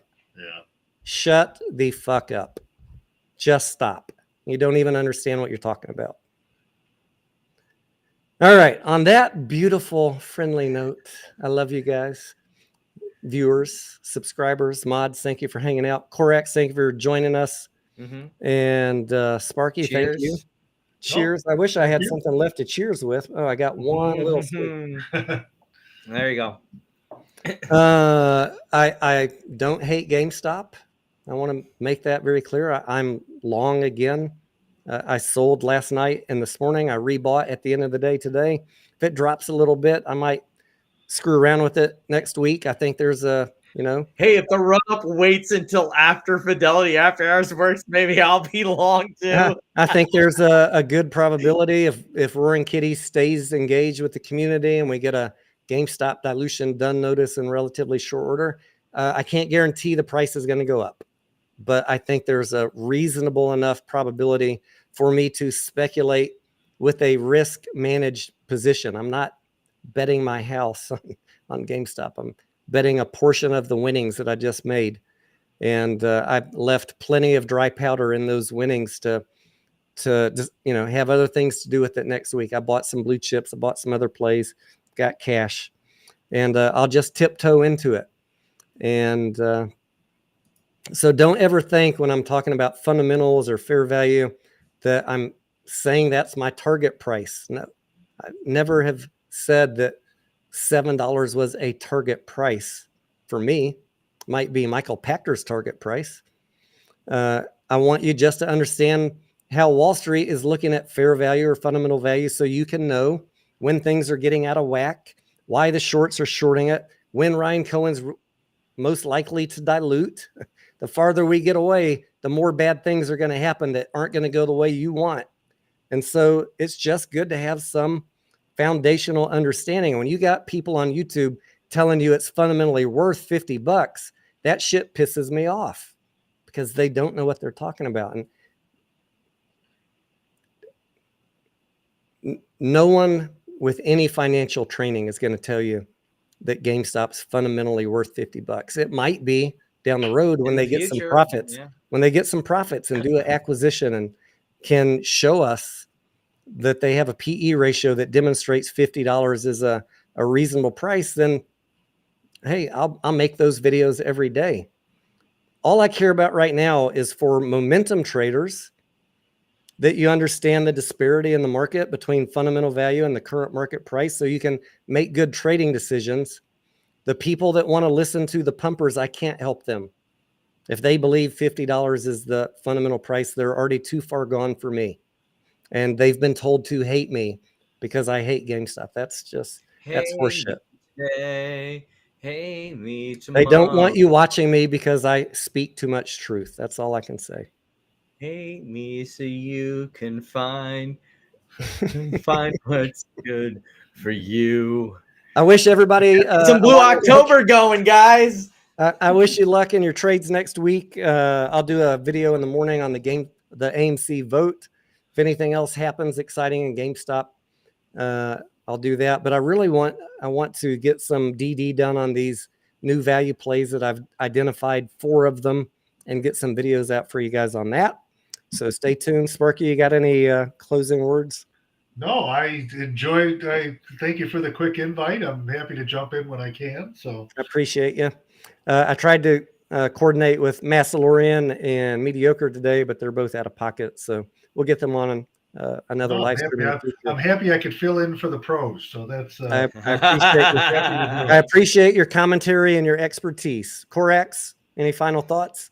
You know, I'm really interested to see what next week looks like. Like I said, I'll be doing the FOMC live stream. So if you've got nothing to do Wednesday in the afternoon, you know where it's at. Maybe Tony will show up. Maybe Sparky will show up. Maybe some other people will show up. I don't know. We'll figure it out. Eduardo says, Tony, you lean too much on fundamentals to justify when you're wrong. I don't know what I did wrong. He says you're scared to go with your gut. I bought GameStop on Monday and Tuesday at $28, $29. And got more guts than I do. That I would say, knowing that I know the fundamental value is far below that, I would say that took a fair amount of guts. And you know what else I did? I went with my gut and I booked a fucking badass profit last night and this morning at $60 and $43. So to say that I don't go with my gut, you don't know who I am. You don't know how I trade. You don't know Jack. You don't know jack shit. I am a day trader. I'm a momentum trader. I just don't do it with unreasonable portions of my portfolio. Not a YOLOer of all of my money in one money losing stock. Okay? Can we at least get on the same page here? You don't know anything about me if you're saying shit like that. But stick around. Be respectful. Have some conversation. I'm happy to share. Thank you, guys. Have a good night. We love you. We want the best for you. We want to see you make some successful trades, and we want to celebrate, much like I'm going to be celebrating all the money I made on GameStop this week. I want to see you guys celebrating right here with me. That's all I care about. We're ending at a good time. I hear the thunder rolling in the background. Have a good night, everybody. Gentlemen, thank you. Mm-hmm.